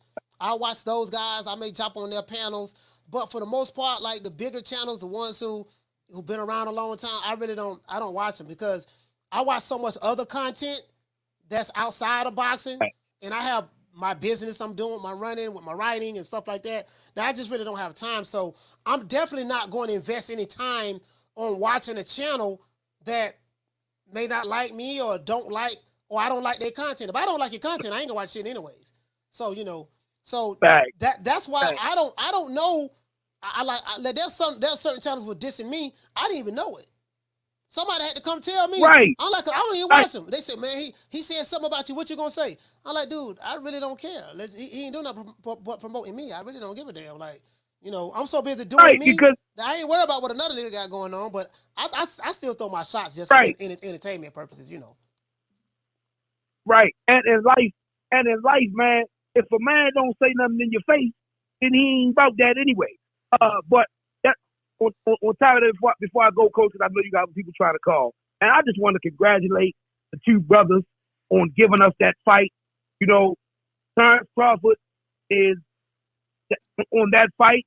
He's head above Errol Spence. He was a better fighter than Errol Spence. He checked all his boxes that he needed to check on that night to beat Errol Spence, man. Most congratulations to that brother on his accomplishment. I am an Errol Spence fan. No excuse. Terence Crawford beat the brakes off of him. No excuse. That brother is head and shoulders right now. He's pound for pound number one. And the reason why I say that he's pound for pound number one This man has went to 3 different weight classes and dominated in 3 different weight classes. He's been undisputed. That's nobody. I don't care what nobody in boxing could be over top of Terence Crawford. First point blank. That man was promoted wrong by Top Rank. Man, he's old. He's an old Jew that's tight on their money. They don't like to kick out the money. Same thing that he did to Floyd Mayweather. Floyd Mayweather had to leave to show Bob Arum that what he was saying wasn't correct. Right. And I thank you, Coach, for letting me speak my speech. Have a blessed day. Man, shout out to James Lee. Be more stand up, man. Yeah, man. Yeah, like that legacy fight that would have helped Terence Crawford is if he could have got that Manny Pacquiao fight. There's no way that he shouldn't have been able to get that Manny Pacquiao fight. Now, I do know that Manny Pacquiao, Freddie Roach did say that they did not want that fight. They did not want. This is the truth. Freddie Roach. There's a video out there. You guys look it up. There's a video out there where Freddie Roach is saying that, yeah, man, I think somebody was interviewing him in the gym. And he was like, yeah, man, Crawford's tough, man. Crawford's tough. This one, Crawford was with Top Rank, and Manny Pacquiao was there. They were like, yeah, he's tough, man. Like, it was like he knew from a stylistic standpoint, this style is all wrong. And he couldn't land that fight. And they was on the same side of the street. Caller, what's your name? Where you calling from? Yo, Coach, what's going on, baby? This is Mason from Flint, Michigan. Mason from Flint. Talk to me, fam. All right, just to touch on a couple of things, I watched that Terence Crawford interview on Good Morning America. Yeah. I also seen him on the Breakfast Club this morning. Shout out to that man. That nigga possesses a level of humility like I've never seen before. Yeah. And that shit is great to see, because you know how this boxing shit be. You know, it's the jury, the cars, the clothes. That nigga humility is bar none, bro. And he said a few interesting things on the Breakfast Club this morning, like about the boot situation. And yeah, I like what he said about. I like what he said about that. Yep. And I was advocating for the Boots fight until I heard what he said this morning. And Boots is mandatory, but like he said, that's a lose-lose for me. It ain't a mega fight. And if I beat them, they gonna say I was supposed to beat them. Yep. So shit, yeah. Go ahead, get the Charlo fight and knock off Tim Tszyu if he get that WBO strap, because they supposed to be stripping Tim Tszyu for the stripping Jamel for the WBO. Yeah. So go ahead, fight Charlo, take them 3, go to Australia, kick Tim Tszyu ass, undisputed 3 motherfucking weight divisions. And that man's name got to be mentioned with the likes of Ali, the likes of Mayweather, and the rest of the greats, man. Niggas better stop hating on Crawford, bro. He the real fucking deal. Yeah, I mean, you know, right now he's chasing big mega fights. You can't be mad at someone for chasing big fights. Floyd Mayweather chased big fights. You know, Canelo Alvarez chasing big fights right now. So you can't Tank Davis. You can't pick and choose who you want to be selective with. I see dudes who will say they fine with what Floyd Mayweather did when he was Money Mayweather, but when it's a fighter that they don't like a Terence Crawford, oh, well, he need to fight this guy next. Let me get this straight. He fought arguably the best welterweight in the division. He has a 2-fight deal with this guy. He's fighting the best welterweight in the division, Errol Spence, and he dominated him. And he's going to fight him again, but he's ducking another nigga who ain't fought nobody. His biggest fight was with somebody named Karen.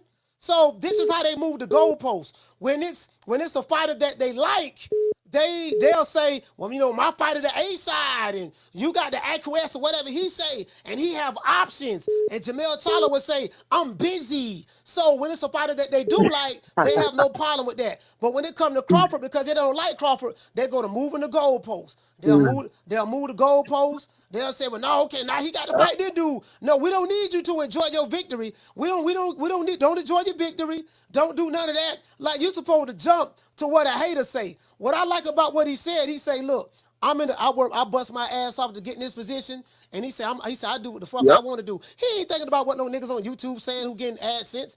He ain't thinking about that shit. Nope. He like Finesse say, it's cool when they do it. It's a problem when not do it. Fuck them. Yeah, he right about that. Hey, shout out to Mason for Flint. Yep. Salute, fam. That's exactly what it is. Yeah, nah, nigga, nah. Go, listen. Go fight Thurman.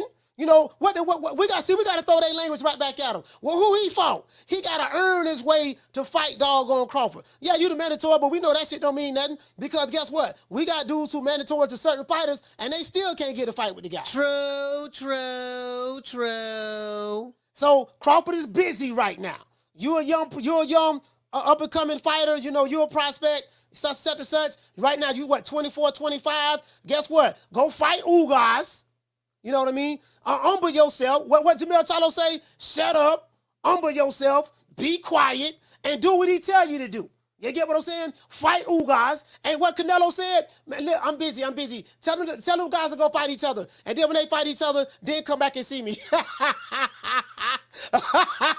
It's just what it is. These dudes mad. They mad. It ain't no fun when the rabbit got the gun.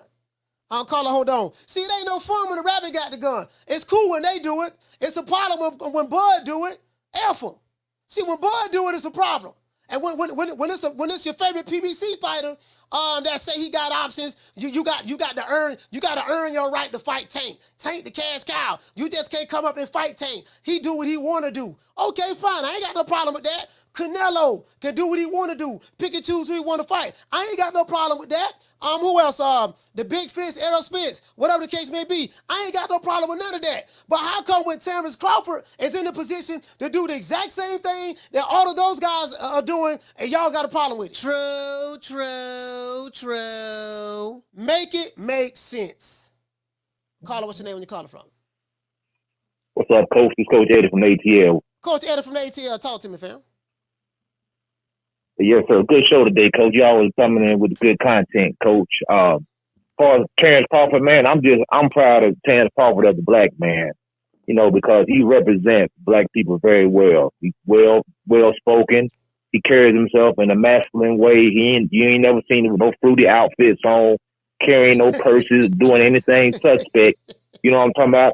He's neat. You know what I'm saying? He got a nice little tight afro to keep his goatee trimmed up. He takes care of his family. He got 6 kids. He been with the same girl.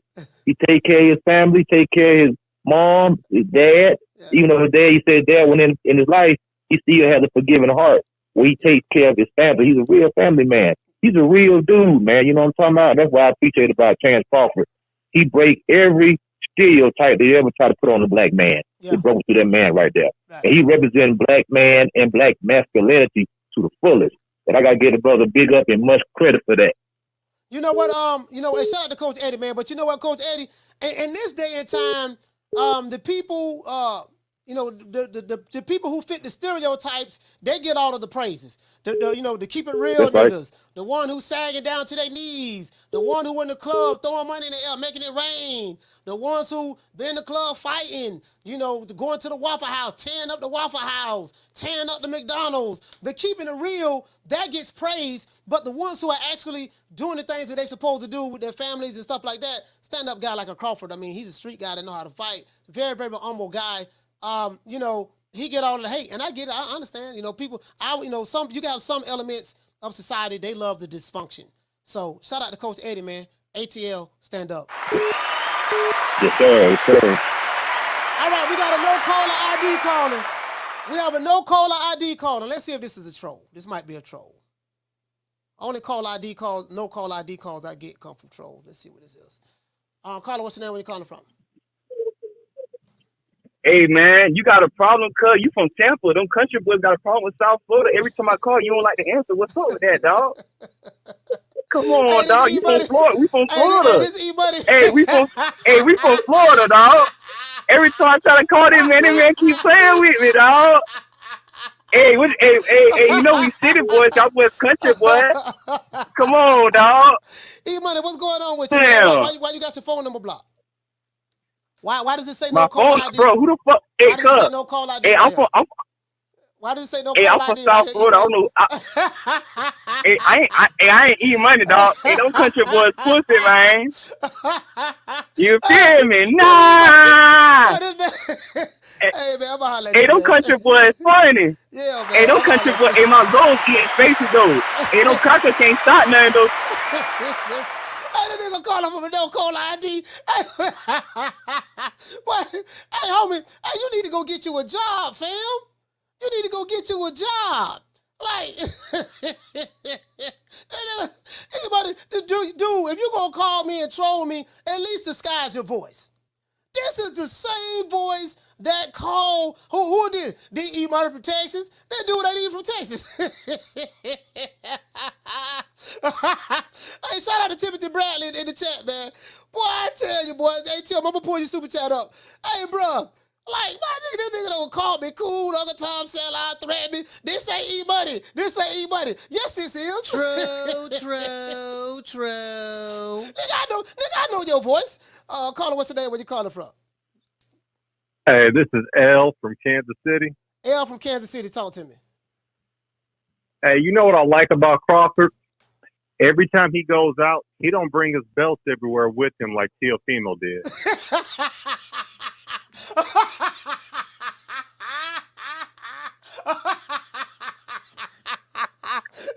He don't bring his belts out. Go ahead, man. Go ahead. Hey, you That's know all what? I got to say. That's observation. Hey, that's all you got? That's all you got, L? Yeah, it's an observation I've noticed in all his interviews. All right, shout out to L from Kansas City. Hey,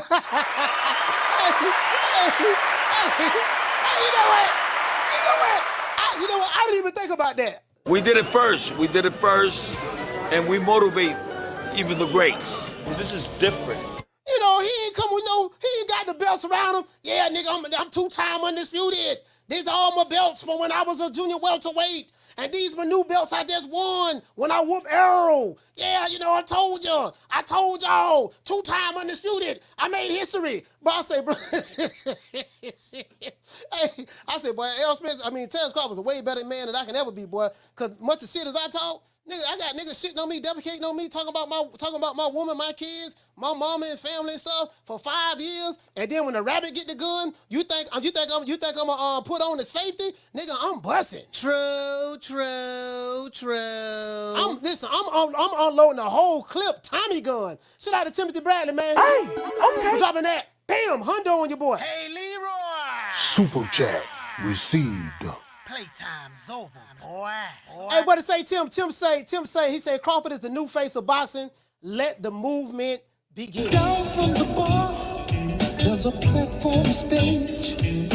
People pimping, sharp as razor blades. I'm just saying. I'm just saying. You get what I'm saying? Like, bro, hey, won't we get on the stage? With Canelo, hey, Carla, hold on. When Canelo and Jamel Charlo fight each other, when Canelo and Jamel Charlo fight each other, I hope that Terence Crawford don't show up at the fight and say, hey, Eddie, he's talking to Eddie Reynoso. Hey, Eddie, listen, why don't we just come together on stage with the belts? You know, Canelo undisputed, and then I'm undisputed, and then we get on the stage together, and then we show, have everybody take pictures of our belts, like Teofimo did. When Teofimo, you wasn't even undisputed. True. Man, bro. Caller, what's your name? Where you calling from? Man, my name Mookie. I'm from Palm Beach County, cuz. Mookie from Palm Beach County? Yeah. You hear me? Yeah, I hear you talk. What's happening? Who you supposed to be in shit, bro? I ain't gonna lie. I don't know what's so funny, bro. Hey, listen, bro. I ain't really with this kid shit, bro. Hey, bro. I'm really like that for bro. You better pipe down, bro. Real talk. You think this shit a game, cuz? This shit ain't no game, cuz. Alright, bro. Keep playing on this phone, cuz. You think shit sweet. Niggas from Palm Beach County don't play that shit, bro. Keep fucking around, cuz you gonna find out, fuck nigga. Hey, do you have a job, sir? Sir, do you have a job?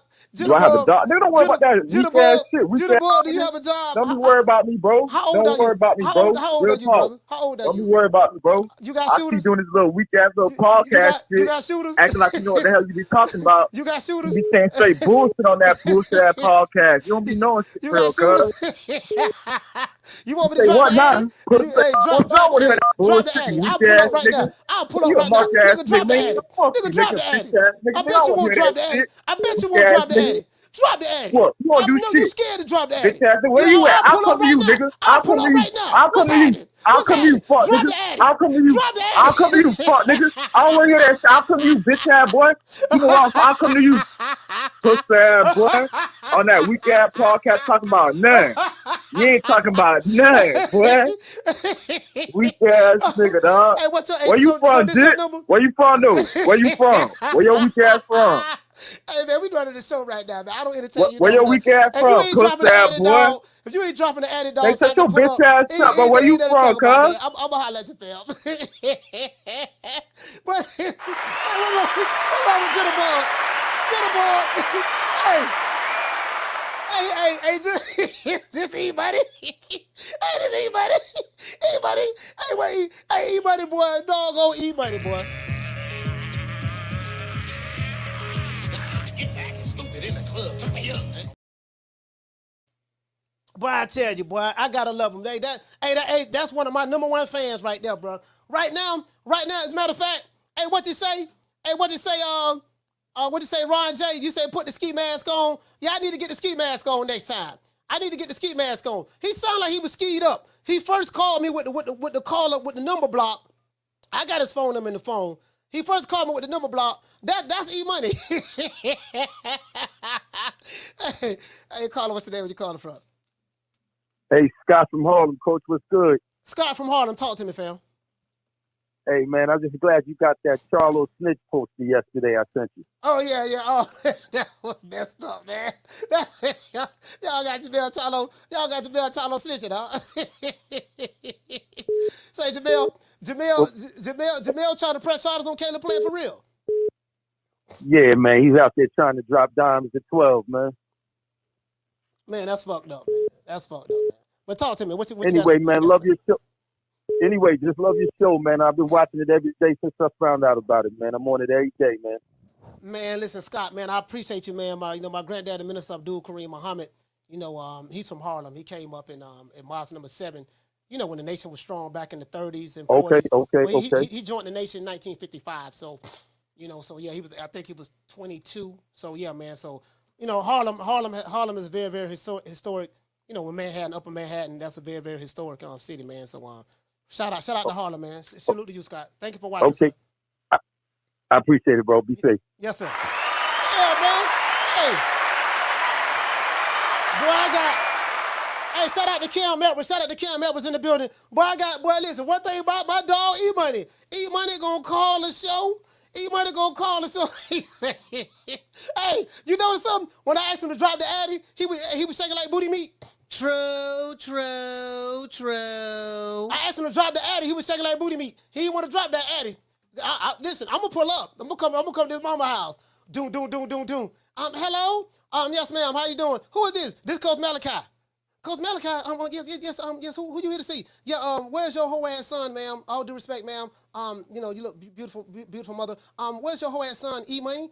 E-Money? I don't know any E-Money. You mean my son, Edward? Yeah, Edward. Yeah, what Edward look like? Is this your phone number, 561? I ain't gonna say his entire number on the show. 978, set. Yeah, that's my number.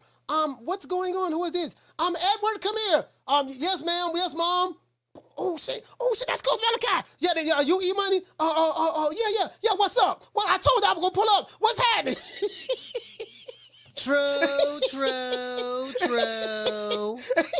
Pull up, what are these? Nigga, what's happening? Well, what's up? You said you wanted to smoke. What's up?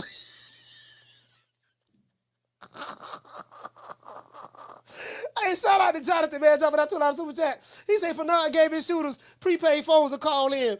Hey, bro, it's Jitterbug. Hey, Jitterbug, shit, you gotta go get you a job, man.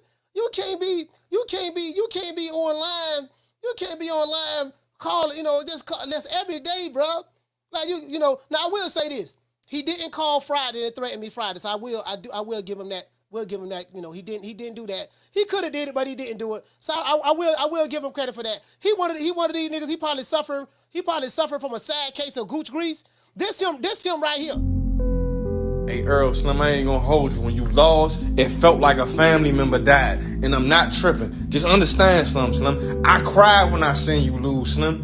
Cause you Earl, Slim. Paul Pierce, little bitch ass talking about you ain't the truth. Man, fuck Paul Pierce. For real. He threw me off. Fuck you mean you ain't the truth. You still the truth in my eyes, Slim. And I'm gonna tell you like this, Earl. When we get that shit back in blood at 154, watch how all the people be like, oh, yeah, I knew Earl was gonna bounce back. Nah, don't be with us now. Don't be with us now, Slim. Cause when we get that shit back at 154, you bitch ass, man, y'all stay over there. We gonna get this shit back, Earl. Earl, I gotta come to Texas myself and train with you, Slim. I quit my job right now. Come train with you. Fuck that, Slim. I'll be a fucking, man, look, Slim. I got this technique you ain't never seen, Slim. It's called the Bob, man. I got some shit up my sleeve, Earl. Just call me if you need me. You see what I'm saying? Caller, what's your name? Where you calling from? Coach Malachi Williams, Willie Cole from Houston. How you doing, brother? Hey, Sal, talk to me, my brother. Oh my goodness, man! What the hell you got going on today, brother? Get the weirdos, man. Hey, I get the weirdos, bro. Hey, right? Damn it, bro. I'm like, damn, I smell Similac all through the damn phone. Get your young ass out of here. Yeah, you can tell he was a kid too, man. Yeah, he was a kid, man. He probably was about like in his early 20s. Might have been a teenager. He didn't finally watch CB4 or something, you know, and take you hood. I don't know what the fuck. Anyway, Coach, man, real quickly, bro. I watched the Breakfast Club interview with Bud today, right? Yes, that shit was awesome, right? But I wanted to bring something up to you, man. Hey, man, I need to become an advisor, bro. Because I told you about the little scenario plan I had yesterday for Bud, and Bud repeated that shit today. Did you hear him? What he said? About the fighting Spence, letting Charlo and Canelo fight. Whatever happens up there, he hopes Charlo comes back down because they're going to strip him of the WBO. He fights Tim Tszyu, and he hopes to get the winner. Okay, yeah, I see what you're saying. So, I don't know how fast a lot of that is going to materialize because this is the thing. You know, like Crawford said, he'll be 36 in September. He's going to more than likely rematch Errol Spence in December. That's going to be another big money fight for both of those guys. And then next year, we'll see because, of course, Canelo and Jamel, their fight is September the 30th. And then, of course, October, November, 3 months later, it'd be Spence and Crawford if that really does happen in December. And then when the following year rolls around, 2024, that'll be I think that'll be a pretty big fight, with Crawford and Jamel Charlo fighting each other. And then I guess the winner of that can ride off into the sunset. In my opinion, both of them been fighting. Right. Both of them been boxing a long time. Crawford 15 years. Right, because that's what Charlemagne asked. Charlemagne had told him, well, after you do that, well, that cements your legacy. Well, that'll be it. And Crawford said, of course, you know what I'm saying? But the only damn stick in the mud is what PBC do with their fighters, right? Because if Jamel comes back down and fights Tszyu, we're talking now. Their fight is in September. PBC is known for 8 months or more. So here we go, freezing Bud out again. You know what I'm saying? That's the only thing I see that can hold it up because Bud is really, really adamant about this age thing, and he's saying it a lot as if he really wants to stick to whatever protocol he set for his life. After boxing, it doesn't sound like it's gonna go no more than maybe a year, no more than 2 at best. You know what I'm saying? But yeah, Coach, entertaining show, brother. As usual, love the show. And that's what I had to call and tell you, man. That's all I had. Hey, man, shout out to Willie Cole. Salute, fam. Yeah, you know what? Listen, in my opinion, and this is the way I see it, what's good for the gander is good for the goose. If you could say that someone like Tank Davis can pick and choose who he wants to fight because he's the A-side, cash cow, whatever. If you could say Canelo can do it, if you was cool with Floyd Mayweather doing it, now that Terence Crawford is in that position, guess what? What's good for the gander is good for the goose. But when you are put in a certain position, he should be he's able to, like me. You know, when I was in a position, I can pick and choose who I want to, because I earned that right. Absolutely. Just like on B-Hop. Again, bro, the names that keep coming to my head is Bernard Hopkins.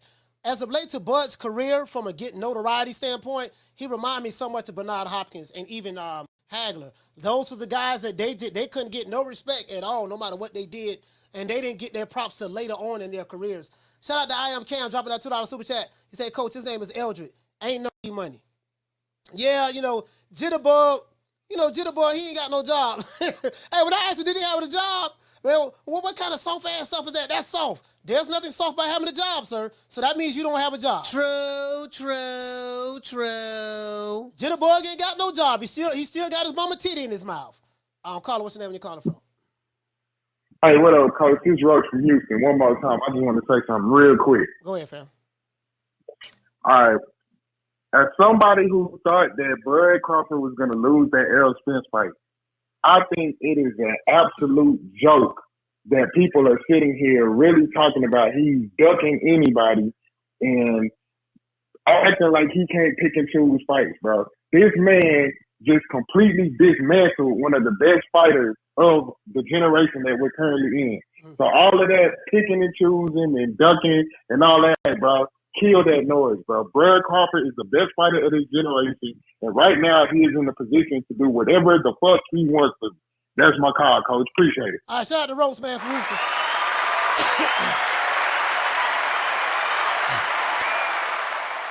I mean, I would definitely say Bud is one of them. He's definitely one of the best fighters of the generation. He's not the only one, but he's one of the best fighters. Definitely welterweight. He's paid his dues and stuff like that. My thing is this. Like, dude, if you ain't got a problem with, in this era, they love Floyd. They love Money Mayweather, and they don't mind other fighters. Like, the same language that they use. You gotta, what they say, you on the wrong side of the street. You got to fight somebody. What did Keith Thurman say to Bud when he became in the welterweight division? Oh, man, that boy Bud Crawford, he ain't no real welterweight. He too small. He got to get a belt. He ain't fought nobody. Now that same Keith Thurman is chasing Terence Crawford. Hey, Bud, what's up, buddy? How you doing, fam? Oh, man, I've been a big fan of yours. Oh, man, I love you, man. Hey, man, do you think you can circle back, man? And maybe, man, you can fight, man. We can put a fight together, man. And, Keith one time Thurman, Terence Bud Crawford, that'd be an excellent fight. My high ring IQ, your high ring IQ. Now Keith Thurman trying to sell himself. This is the same guy that you was very dismissive of not too long ago, Keith. You was very dismissive of Terence Crawford not too long ago. Now you begging him for a fight. True. Shout out the real dude uprising. Hey, okay. Dropping that quarter of a bam dub on your boy. Leroy. Super chat received. Playtime's over, boy.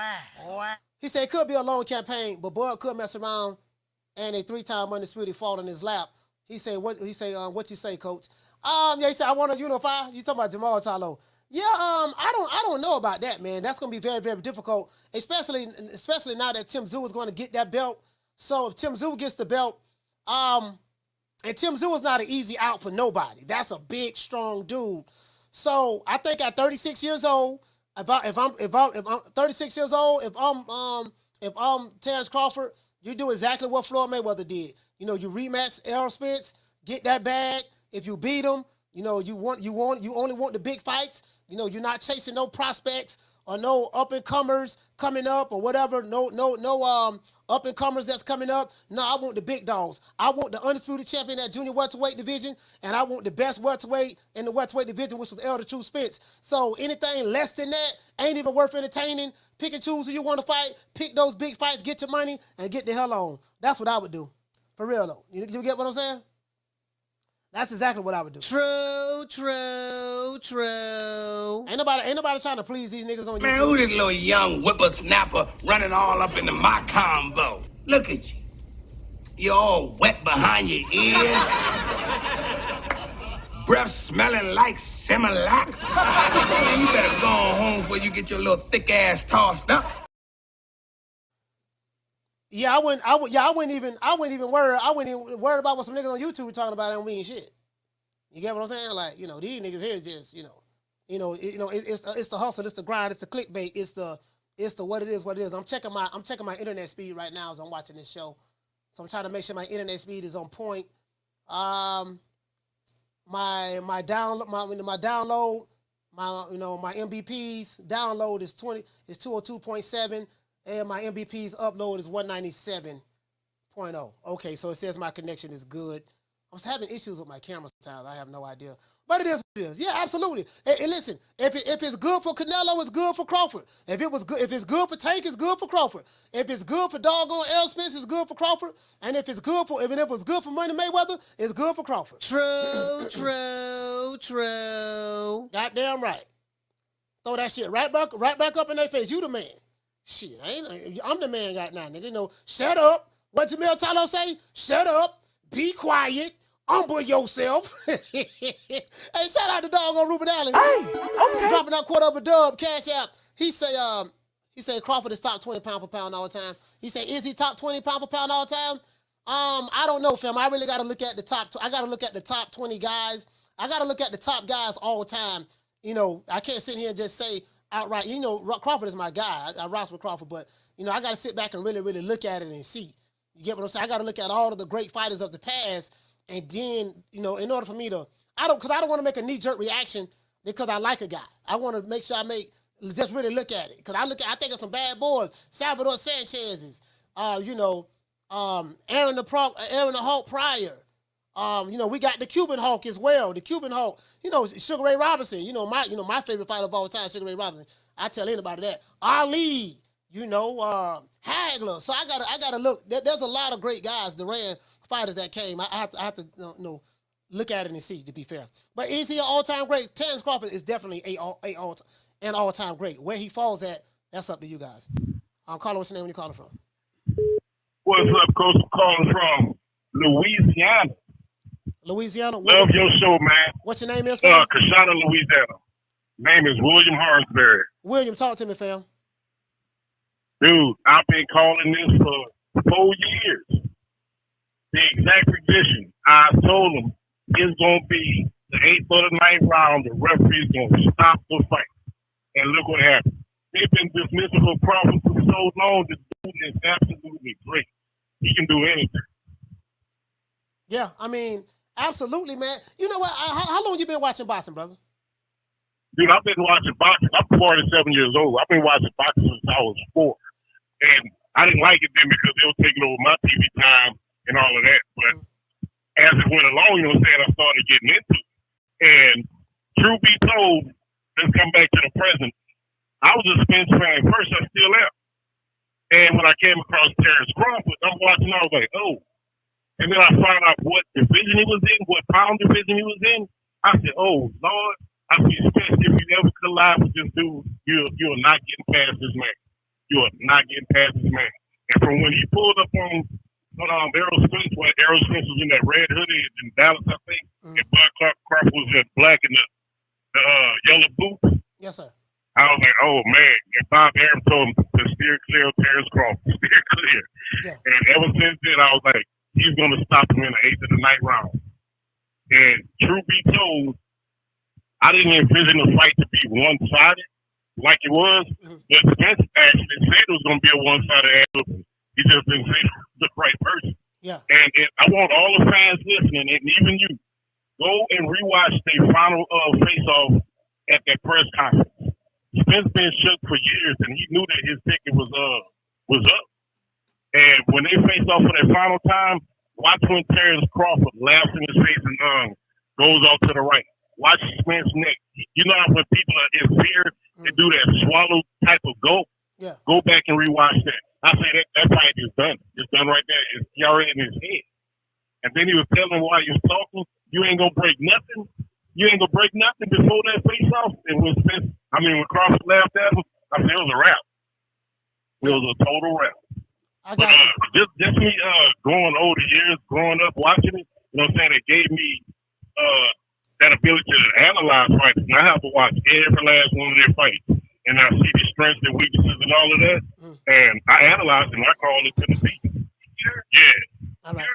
Hey, but William, shout out to you, fam. You got a bad reception, but thank you for calling the show, fam. Louisiana, stand up. Yeah, the brother had a bad reception. But that picture that I have on the screen, I say, man, Crawford looked like an old junkyard dog. I'm looking at him in this picture. His hair nappy, like mine's. His hair nappy, beard looking rough. I say, this man look like an old junkyard dog, bruh. Like, you know, you just looking at that, like, hey, bro, hey, Tim, look at this picture right here, man. Hey, listen, look at this picture. Look how Crawford looking at him. I'm looking at Errol Spence's eyes right here, right? I'm looking at Spence's eyes. I'm like, I ain't never seen Spence look like this before. And I'm looking at Crawford, and I'm like, man, like this. I said, oh, man, God damn. Hey, in this picture, Terence Crawford looked like one of them broke project kids, like them kids from the projects who used to go outside with shoes with no socks on, like the hot boxes. Like back in my day, we had shoes called hot boxes. Those was the real poor kid shoes. They had a little, they were like imitation Converses, and they had like the box on the side. They had the box on the side. We used to call them hot boxes. And you know, the poor kids wore those. And knees used to be ashy. He looked like just he looked like when I see Bud tomorrow, I'm gonna tell him that. I say, bro, and your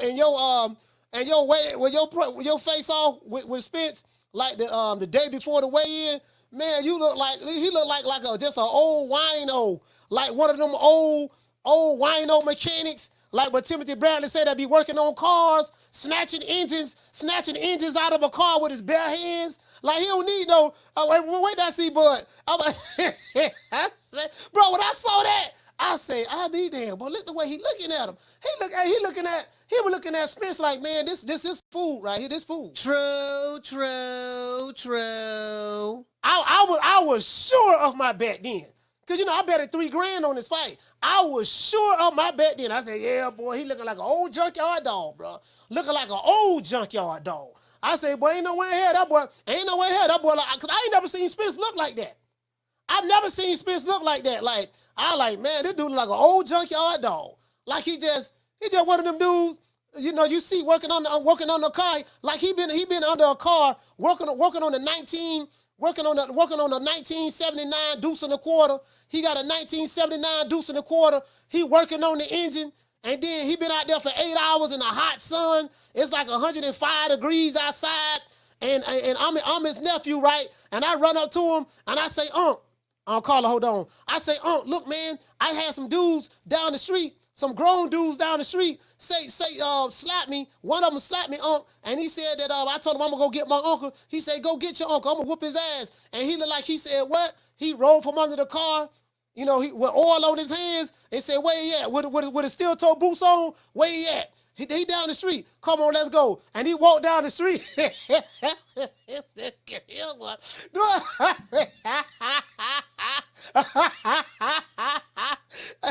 Hey, Carter, what's the name? Where you calling from? What's up, Coach? It's the inevitable. D-Block, D-Cow, D-Hill, Baltimore. D-Block, talk to me. Coach, can we see that booty meat shaking right there with Errol Spence? I mean, just shaking. Shaking like booty meat, Coach.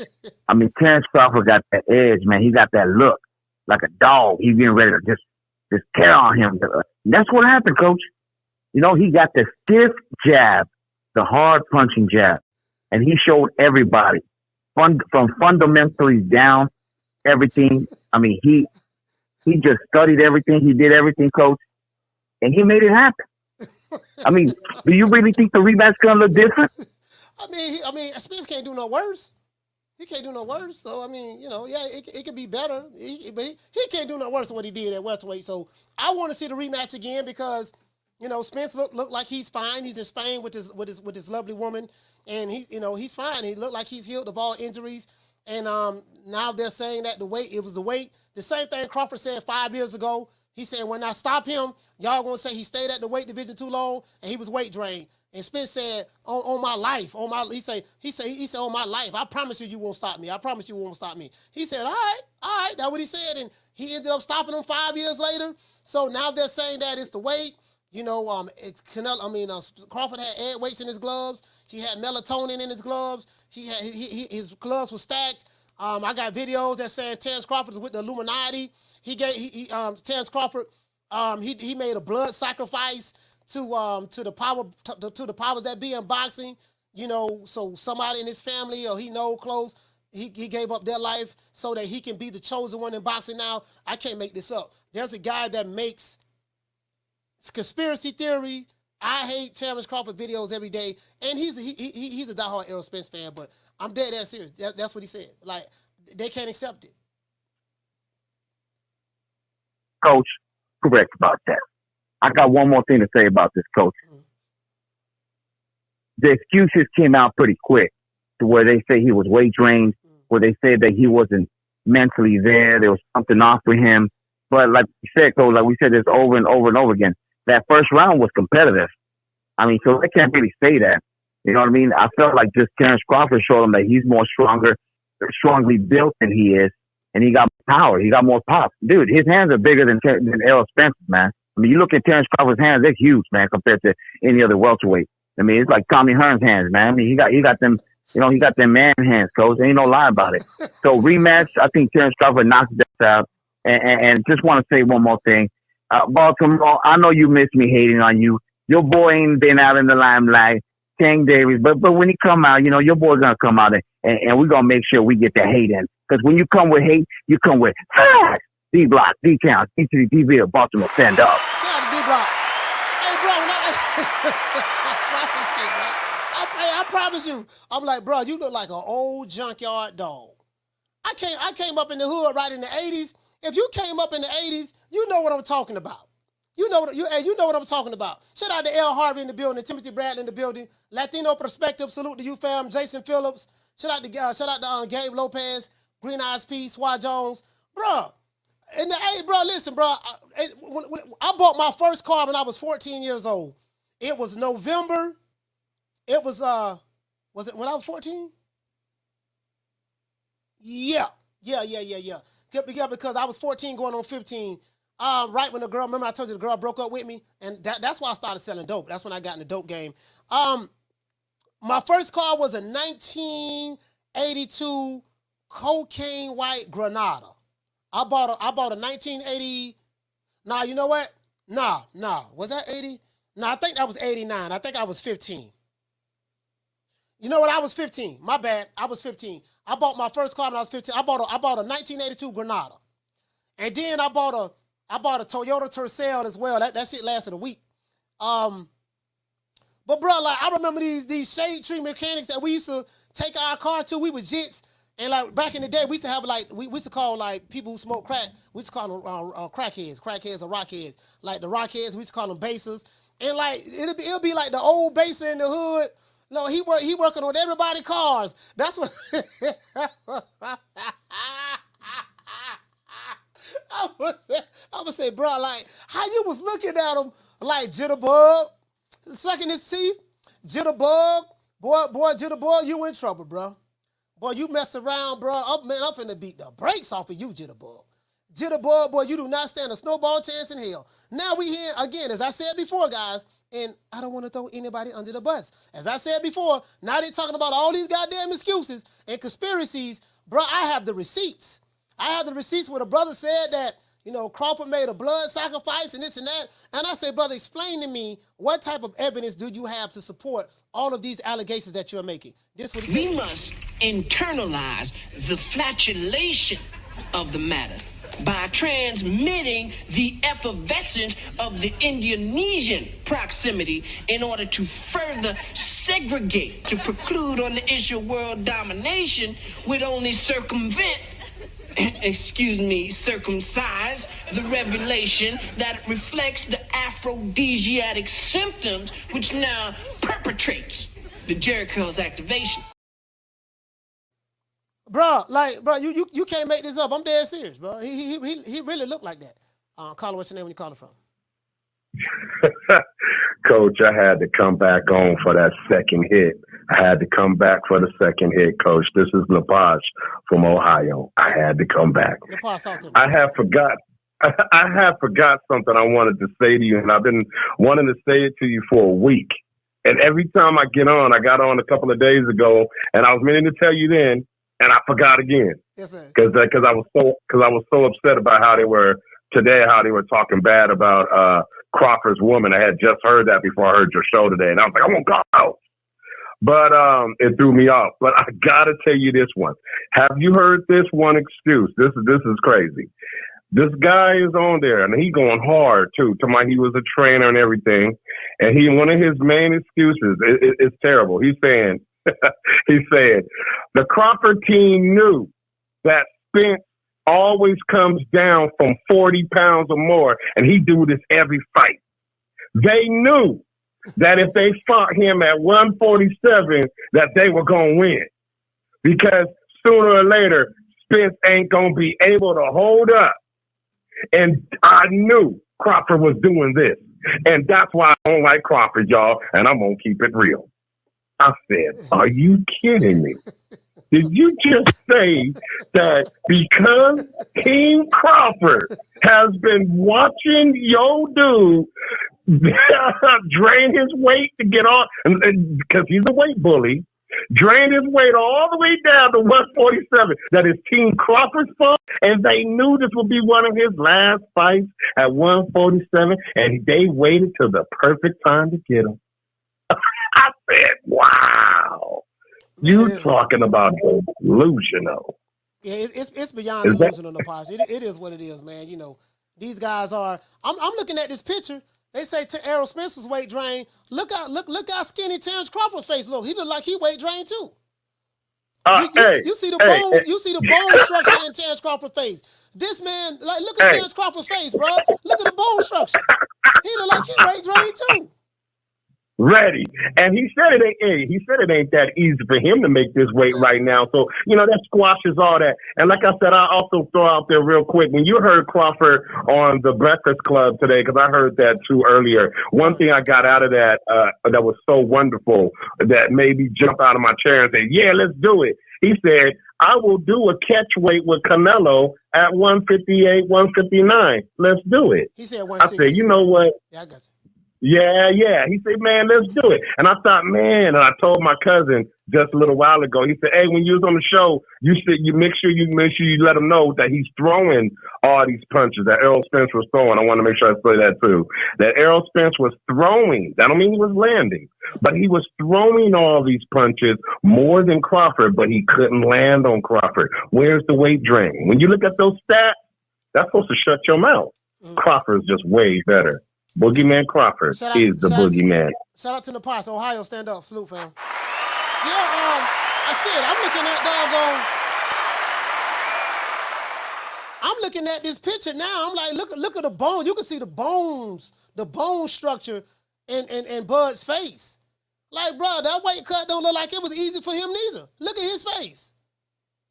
That man look like, he look like one of them old school shade tree mechanics. If you know what, if you ain't grew up in the 80s or maybe even the 90s, like, I used to live, like, when I was a teenager, I'm from West Tampa, and I moved from West Tampa in 87. I moved across Fletcher, which was the north side of Tampa.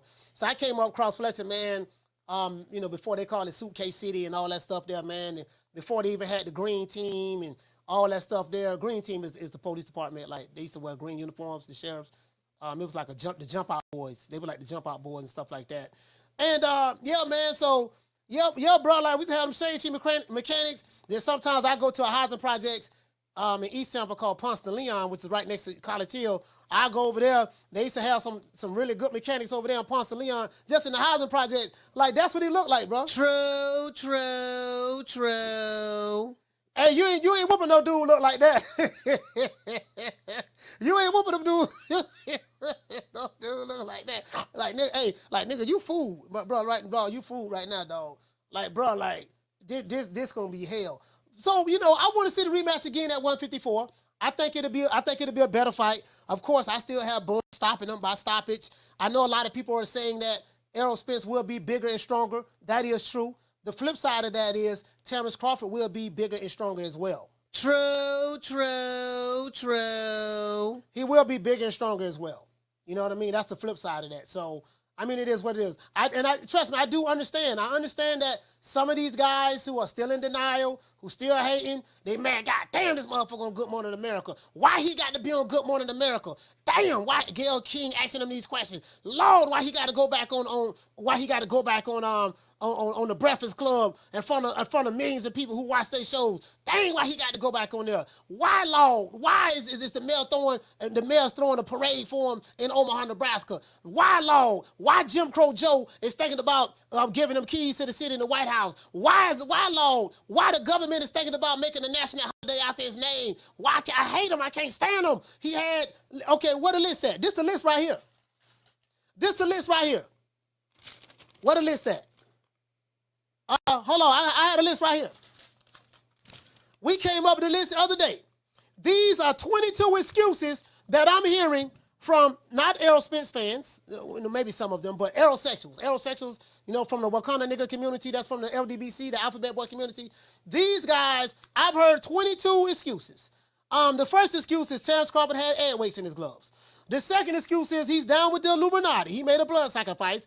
The third excuse, Errol Spence was high. The fourth excuse, Errol Spence had a spiked water bottle. The fifth excuse, it was a crab in the bucket referee that stopped the fight. The sixth excuse, the white man was hating on the black man, even though there was two black men fighting each other, and they had a black referee.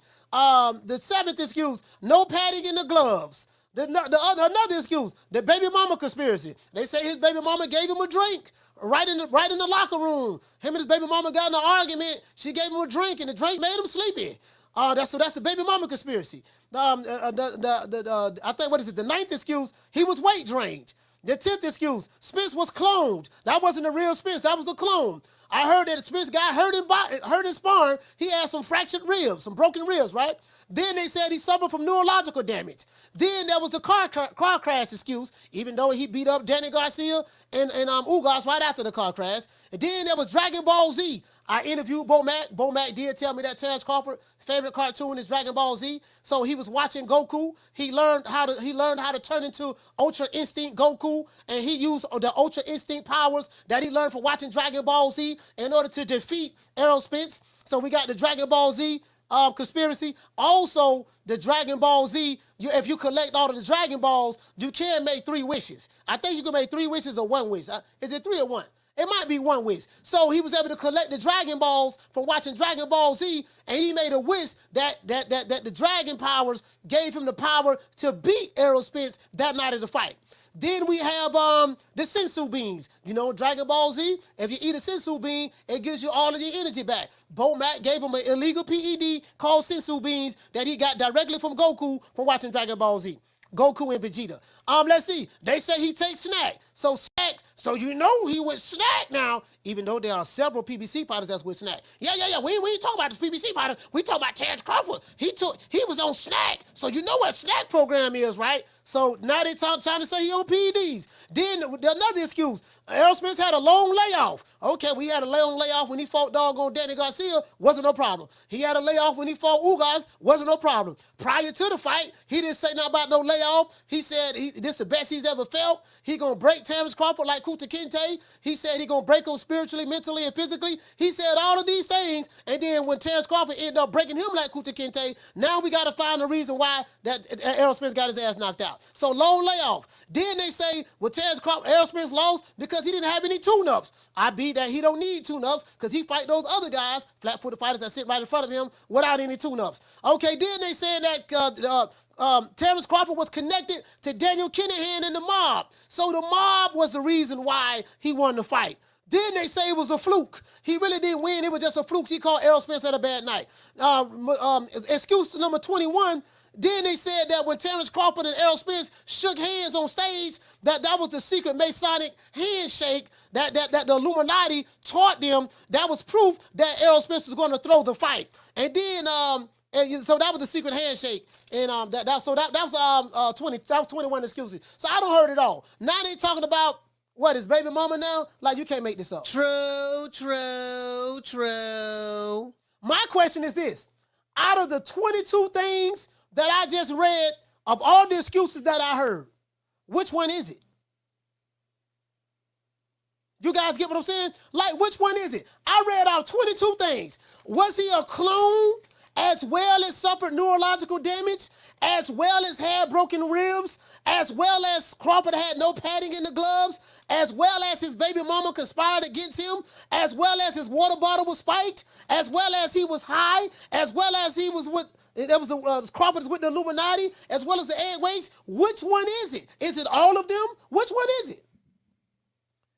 You know, I'm just trying to get to the bottom of it. Which one is it?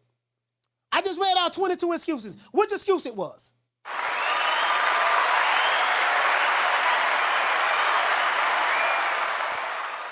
Caller, what's your name when you're calling from?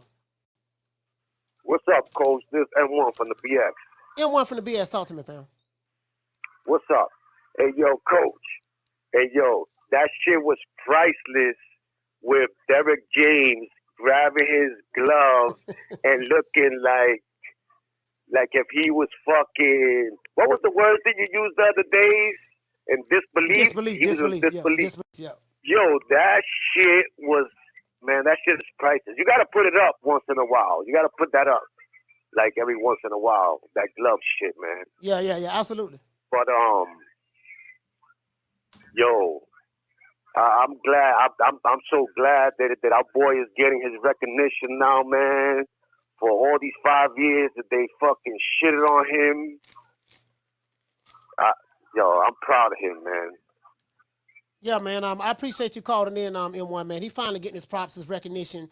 You know, I say this before. He reminds me of Bernard Hopkins as relate to, you know, just the things he had to go through in order to get his recognition. I don't think B-Hop got his recognition until he beat Tito Trinidad. It took him 13, 14 years. When he beat Tito Trinidad, that's when everybody was like, okay, oh, shit. He beat Trinidad, and he stopped him in the 12th round. He stopped him. Yeah, Coach. Yeah. One more thing, right?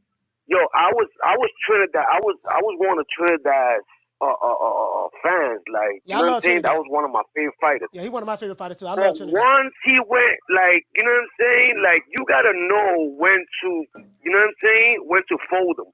As soon as they said that he was gonna fight B-Hop, I was like, man, that's too much for Trinidad.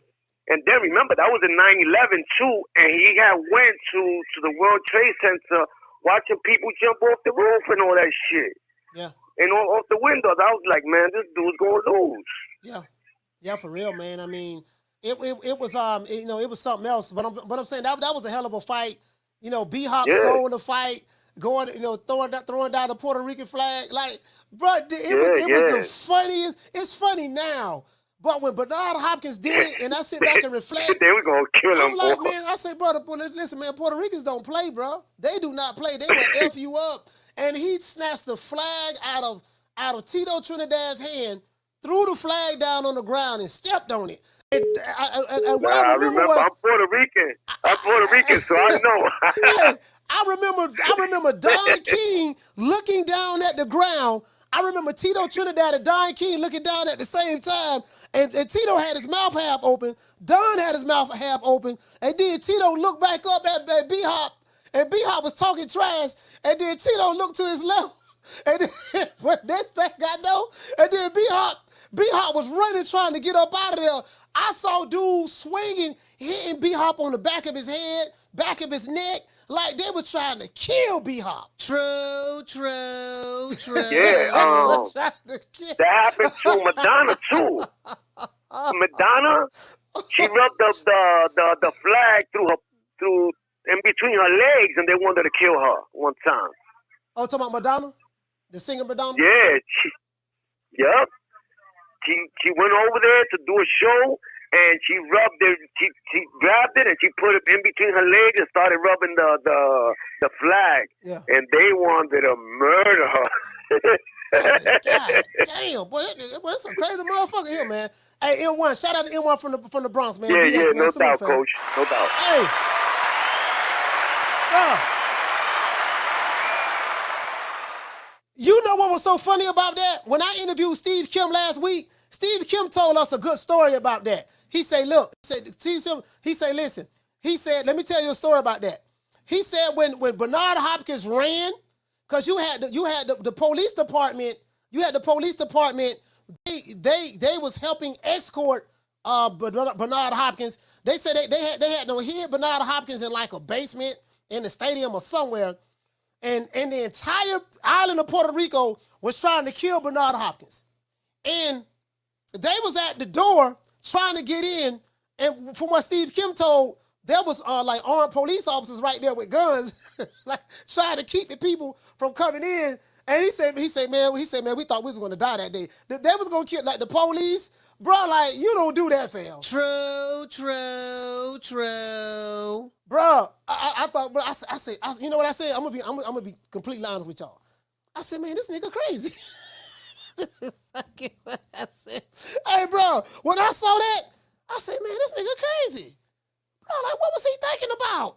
And I seen old men, old women, 5-year-old kids, bro. Like they was at B-Hop, bro. But he didn't get his respect until after that fight. If you study Bernard Hopkins' career, it's very similar. What you see going on with Crawford is not. What you see going on with Terence Crawford, guys, it's nothing new. There's always some fighters in any era that just don't get the respect that he deserves. He could be the fighter that's doing all of the right things, but he's not the popular fighter. He's not the guy that the mainstream media likes. And, so that's why it's good that you do have independent media outlets who are not on the payroll. I tell you guys time and time again, I'm not on the payroll for anybody, even though I do give thanks to Al Heyman, but I do it in jest. I do it in jest just to be funny. But, I want to be able to say what I want to say when I want to say it and how I want to say it. I'm not going to hold anybody's water. I'm not going to do that. And, I'm not going to pull a Ellie sucker nigga nutsack and, hey, how you doing, buddy? Hi, Tank. Oh my gosh, Tank, I'm so happy that you're out, Tank. Oh my gosh, Tank, I didn't know what I was going to do, buddy. Like, I asked Calvin, I said, hey, Calvin, is there a way that I can go with you when Tank gets out of jail? Hey, Ellie, look here, man. Hey, look here, man. You heard me. Listen, we don't need you, nut right now. Tank, just wait till Tank get back to the gym. Oh, come on, Calvin, please, man. Like, Tank is one of my favorite fighters. You know what, Ellie, I heard you tell Canelo that as well. Like, everywhere you go, listen, do you have your knee pads with you? Yeah, I have my knee pads on right now. I have my cocoa butter, my baby oil, and my KY jelly. True. All right, but let me talk to Youngblood, man. I don't know if Youngblood, come on, Calvin, please, I'll do anything. Calvin, just tell me I'll do anything. I'm not that guy. Coach Malachi's not that guy. You know what I mean? I'm just not going to do it. Certain interviews I'm not going to get, and I'm completely fine with that. I don't need the money, right? It's just certain interviews I'm not going to get, certain camps, because some of these fighters, not all, but some of these fighters, you can get access to them, but you got to be willing to do a couple of things in order to get access. And Coach Malachi's not willing to do that. I'm not willing to do certain things in order to get certain access. I don't give a damn. He a man just like I'm a man. You get what I'm saying? I mess with the real. I met some real cats at the gym. Gerald Washington, Malik Scott is a really, really nice guy. Of course, Terence Crawford, So Cold Steve Nelson. I met some other up-and-coming fighters as well. My main man, nephew, Kid Austin, nephew. What other fighters I met? Former fighters as well. I'm trying to see what other fighters. Adrian Broner seemed cool. Mickey Bay. What the dude name that was Farmer? What's his name? Farmer Tevin. What's his name? Tevin Farmer. You get what I'm saying? So, I mean, it is what it is. You know, those are some really, really nice guys, really, really cool guys, you know. It is what it is. Let's give everybody that's here a round of applause.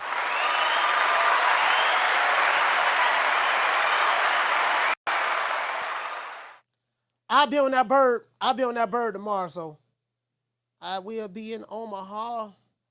This is the last call. Last call, we're going to wrap it up. Caller, what's your name when you calling from? You the last call. Hey, Coach, it's Jerry from Tampa. You sound muffled. You sound muffled.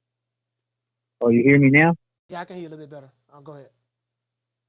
Coach, so just wanted to add, I've seen a lot of people, you know, they're putting a lot of the blame on promotions or promoters. I mean, promoters, they just, you know, they want to make the money that they can make, but I think they got to put it more on the fighters. Before the fight, Spence said his handlers were telling him not to take the fight, you know, to go a different route. Yeah. But, you know, he put his foot down and he found out why they were telling him, you know, to take a different route.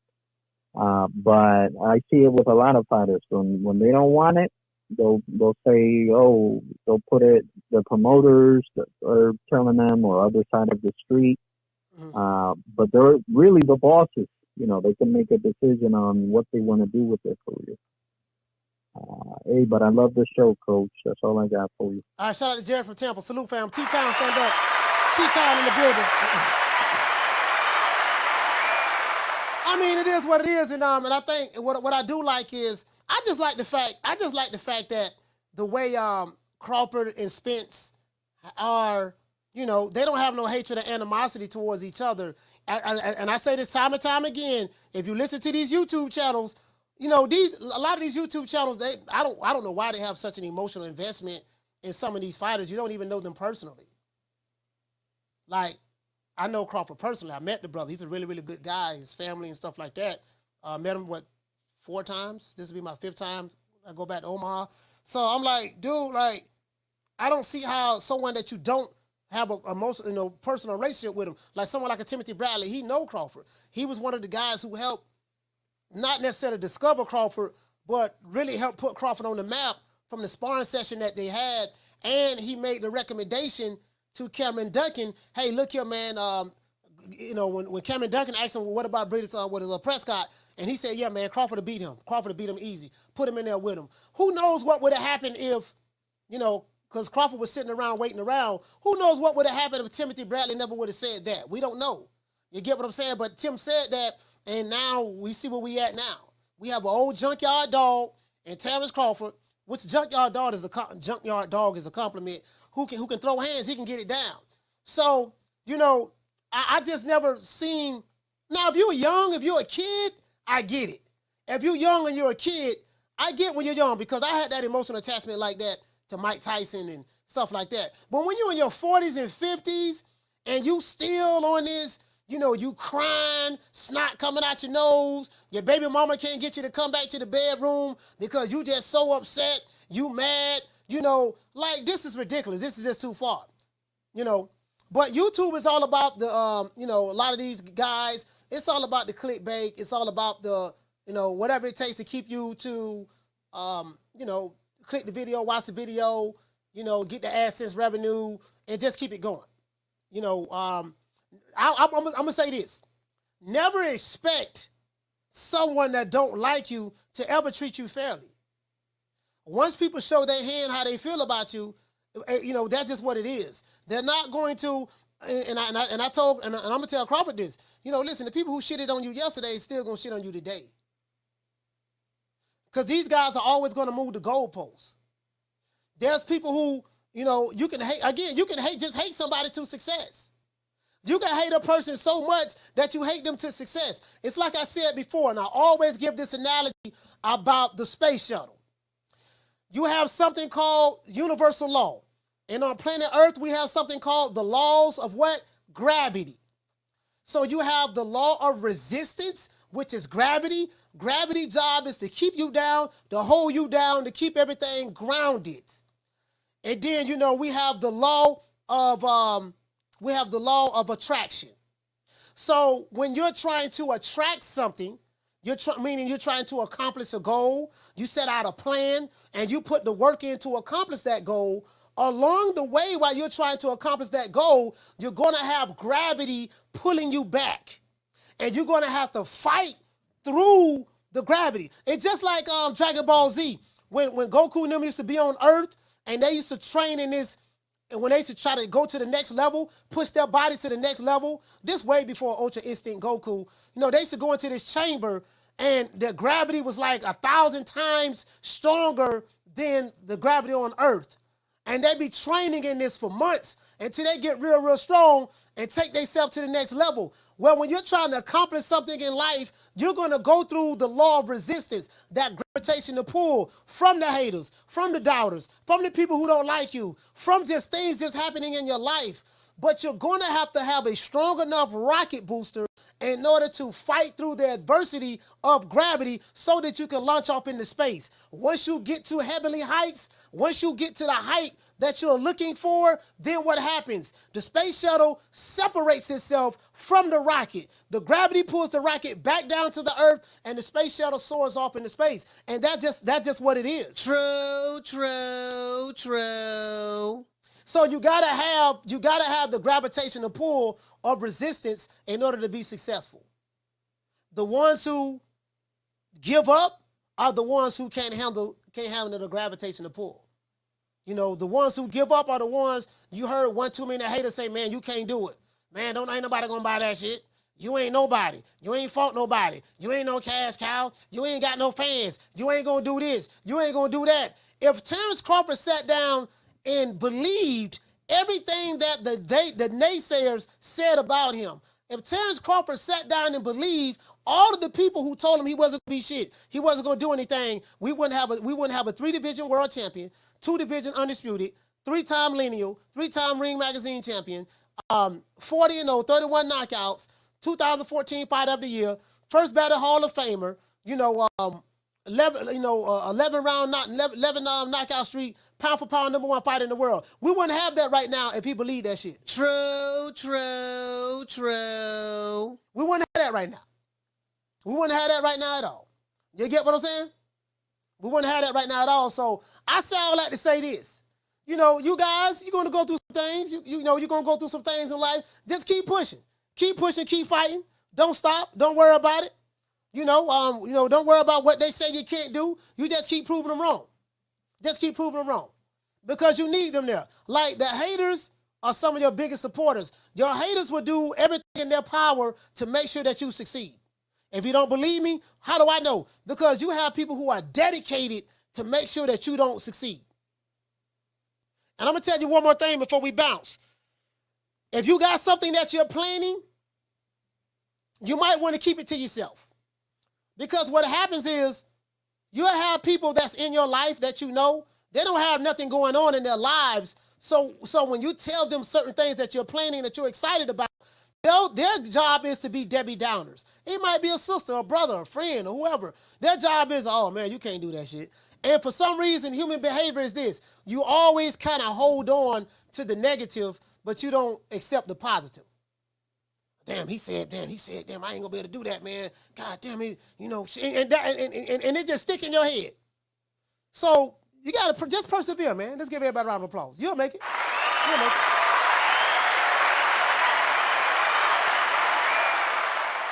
You'll make it. You'll make it. You just got one big hate group on YouTube.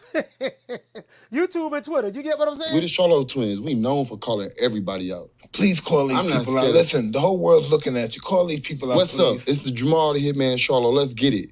Who want it?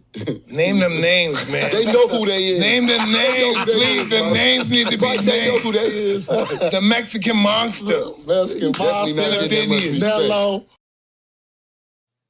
I'm going to tell you like my granddaddy used to tell me, my granddaddy, RIP, the Minister Abdul Kareem Muhammad, he said, you know what you told me? He said, you know what, son? He said, when you want to find out what you got, you have to put pressure on the board, right? I said, what do you mean by put pressure on the board? He said, if you're a brick mason, because my granddaddy was a brick mason. He said, when you're a brick mason and you're planting your bricks on a piece of plywood, you don't want to use any type of plywood. You have to test the wood, test the board to make sure that it's strong enough to handle the weight that you're going to place upon it from the bricks.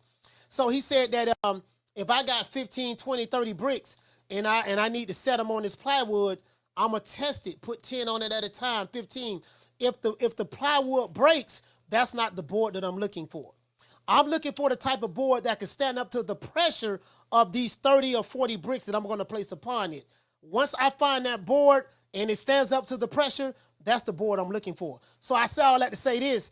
I'm going to tell you what my granddaddy told me. He's not here anymore, but physically, but he's here in spirit. He said when God tests you, he puts pressure on you. He allows you to go through certain things in life just to test you and see if you're ready for that what you say you want. The only way you're going to know you're ready, you got to go through some shit. If you ain't going through nothing, then you don't know what you're made of. Because you're going to have a lot of people when they go through certain things, they quit. If you quit, you really didn't want to do what you said you wanted to do. The ones who can endure to the end, that's who it was meant for. Shout out to Stan from Killer Cali. Hey, okay. Shout out to Caleb from Indianapolis. Hey, okay. It's hard for me to talk with this visit line. Shout out to Roach from Houston. Hey, okay. 2 times. Shout out to Napash from Ohio. Hey, okay. Shout out to James Lee from B-More. Hey, okay. Shout out to Mason from Flint, Michigan. Hey, okay. Shout out to Coach Eddie from the ATL. Hey, okay. Shout out to L from Kansas City, Missouri. Hey, okay. Shout out to what the dude say. The dude, E-Money, he said he was a mookie this time. Shout out to E-Money, man, with his whole ass. Hey, okay. Shout out to Scott from Harlem. Hey, okay. Shout out to Willie Cole from A-Sound. Hey, okay. Shout out to William from Louisiana. Hey, okay. Shout out to D-Block from Dallas, Texas. Hey, okay. Shout out to M1 from the BX. Hey, okay. Shout out to Jerry, man, from Tampa, Florida, man. Yeah, ET time. Hey, okay. Let's get the cash apps out of the way, man. And memberships. Shout out to Green Eyes Fee. Hey, okay. Shout out to Flex BX. Hey, okay. I mean the super chats. Let's get the super chats out of the way. Shout out to Jasper. Hey, okay. Shout out to Zepper. Hey, okay. Shout out to School of X-Man. Hey, okay. Shout out to Retro Boston and Documentaries. Hey, okay. Shout out to Derek Choice. Hey, okay. Shout out to my main man Timothy Bradley, man, for showing me support. I really appreciate everybody who showed me support. I really appreciate you guys. This show was nothing without y'all. Hey, okay. Shout out to Jonathan. Hey, okay. Shout out to I Am Kim Edwards. Hey, okay. Shout out to Real Dude Uprising. Hey, okay. Salute the Prince and Layman. Shout out to the Prince and my main man Layman, man. Salute to you guys. I really appreciate. We're going to get these guys back on the show. Layman Brewster, we're going to get them back on the show, guys. We're going to try to get them back on next week. I really do like what they're doing. I think this is going to be phenomenal. So Layman Brewster and Prince, man, salute to you guys. It is what it is. I really appreciate them. True. I really like exactly what they're doing. Shout out to Jonathan, man. Hey, okay. Shout out to I Am Kim Edwards. Hey, okay. And shout out to Real Dude Uprising. Hey, okay. Let's give all of those guys a round of applause.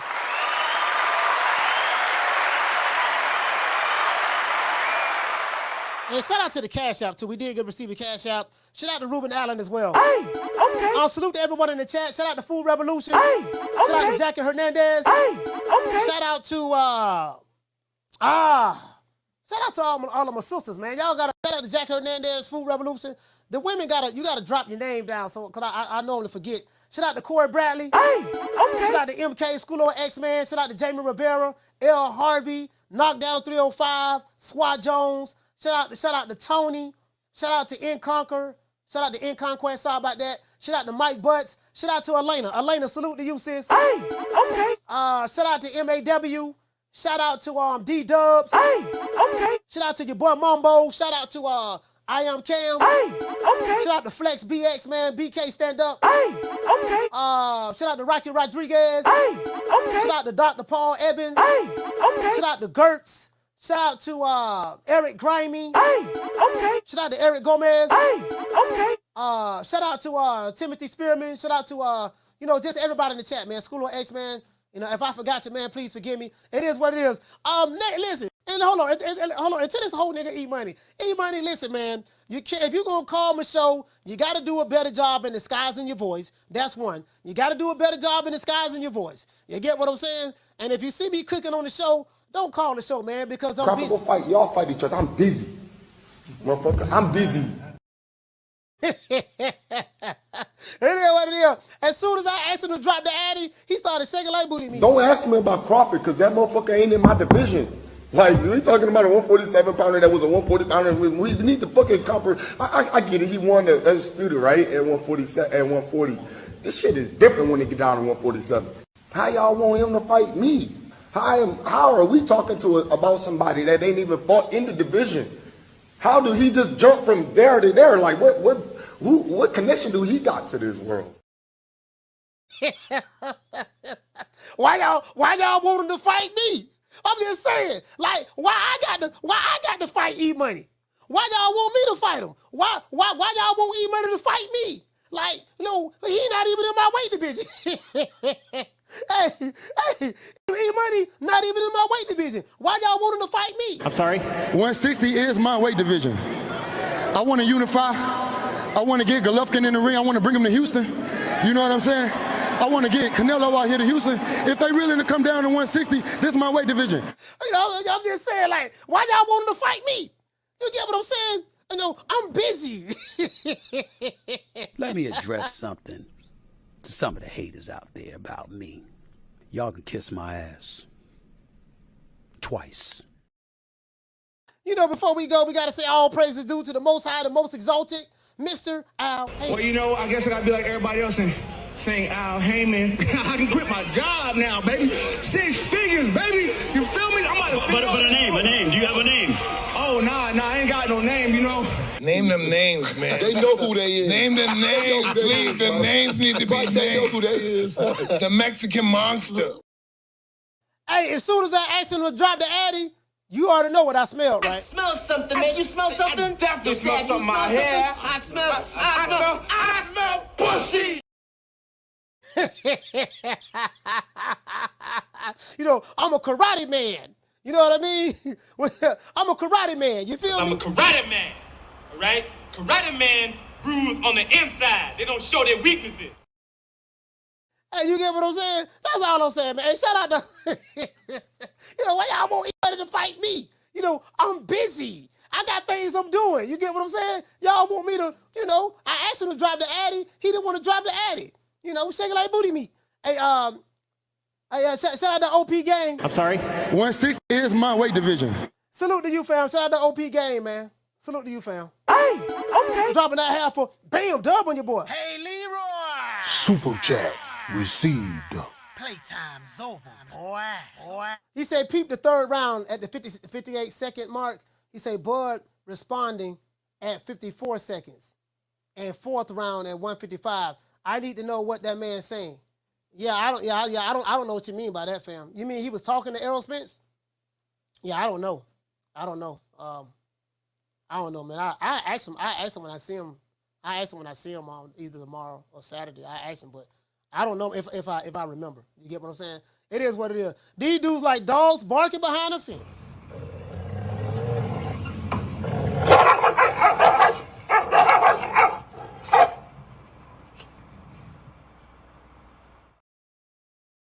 Nigga at his mama house right now, still crying.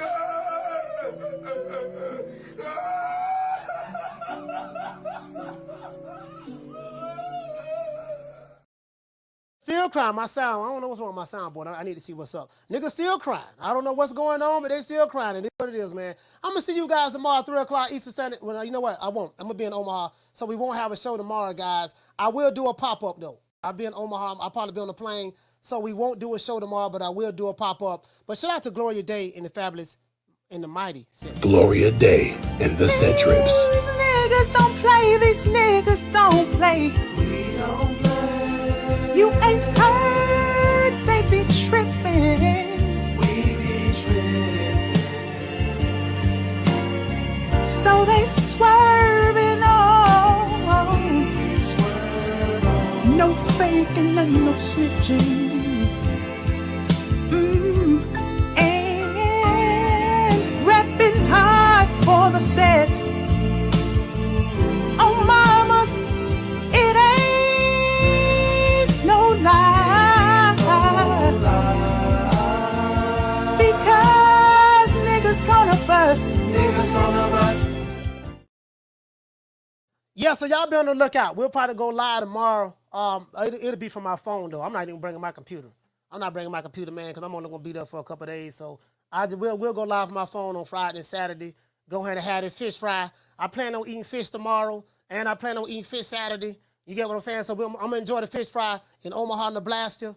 You know what I mean? It is what it is. And we're going to make it do what it do. I'm going to see you guys tomorrow. Probably won't be 3 o'clock, but you will see me tomorrow. I'm going to do a pop-up, and you guys will see the old boy. It is what it is, man. Let's go ahead and do this celebration style. You feel me?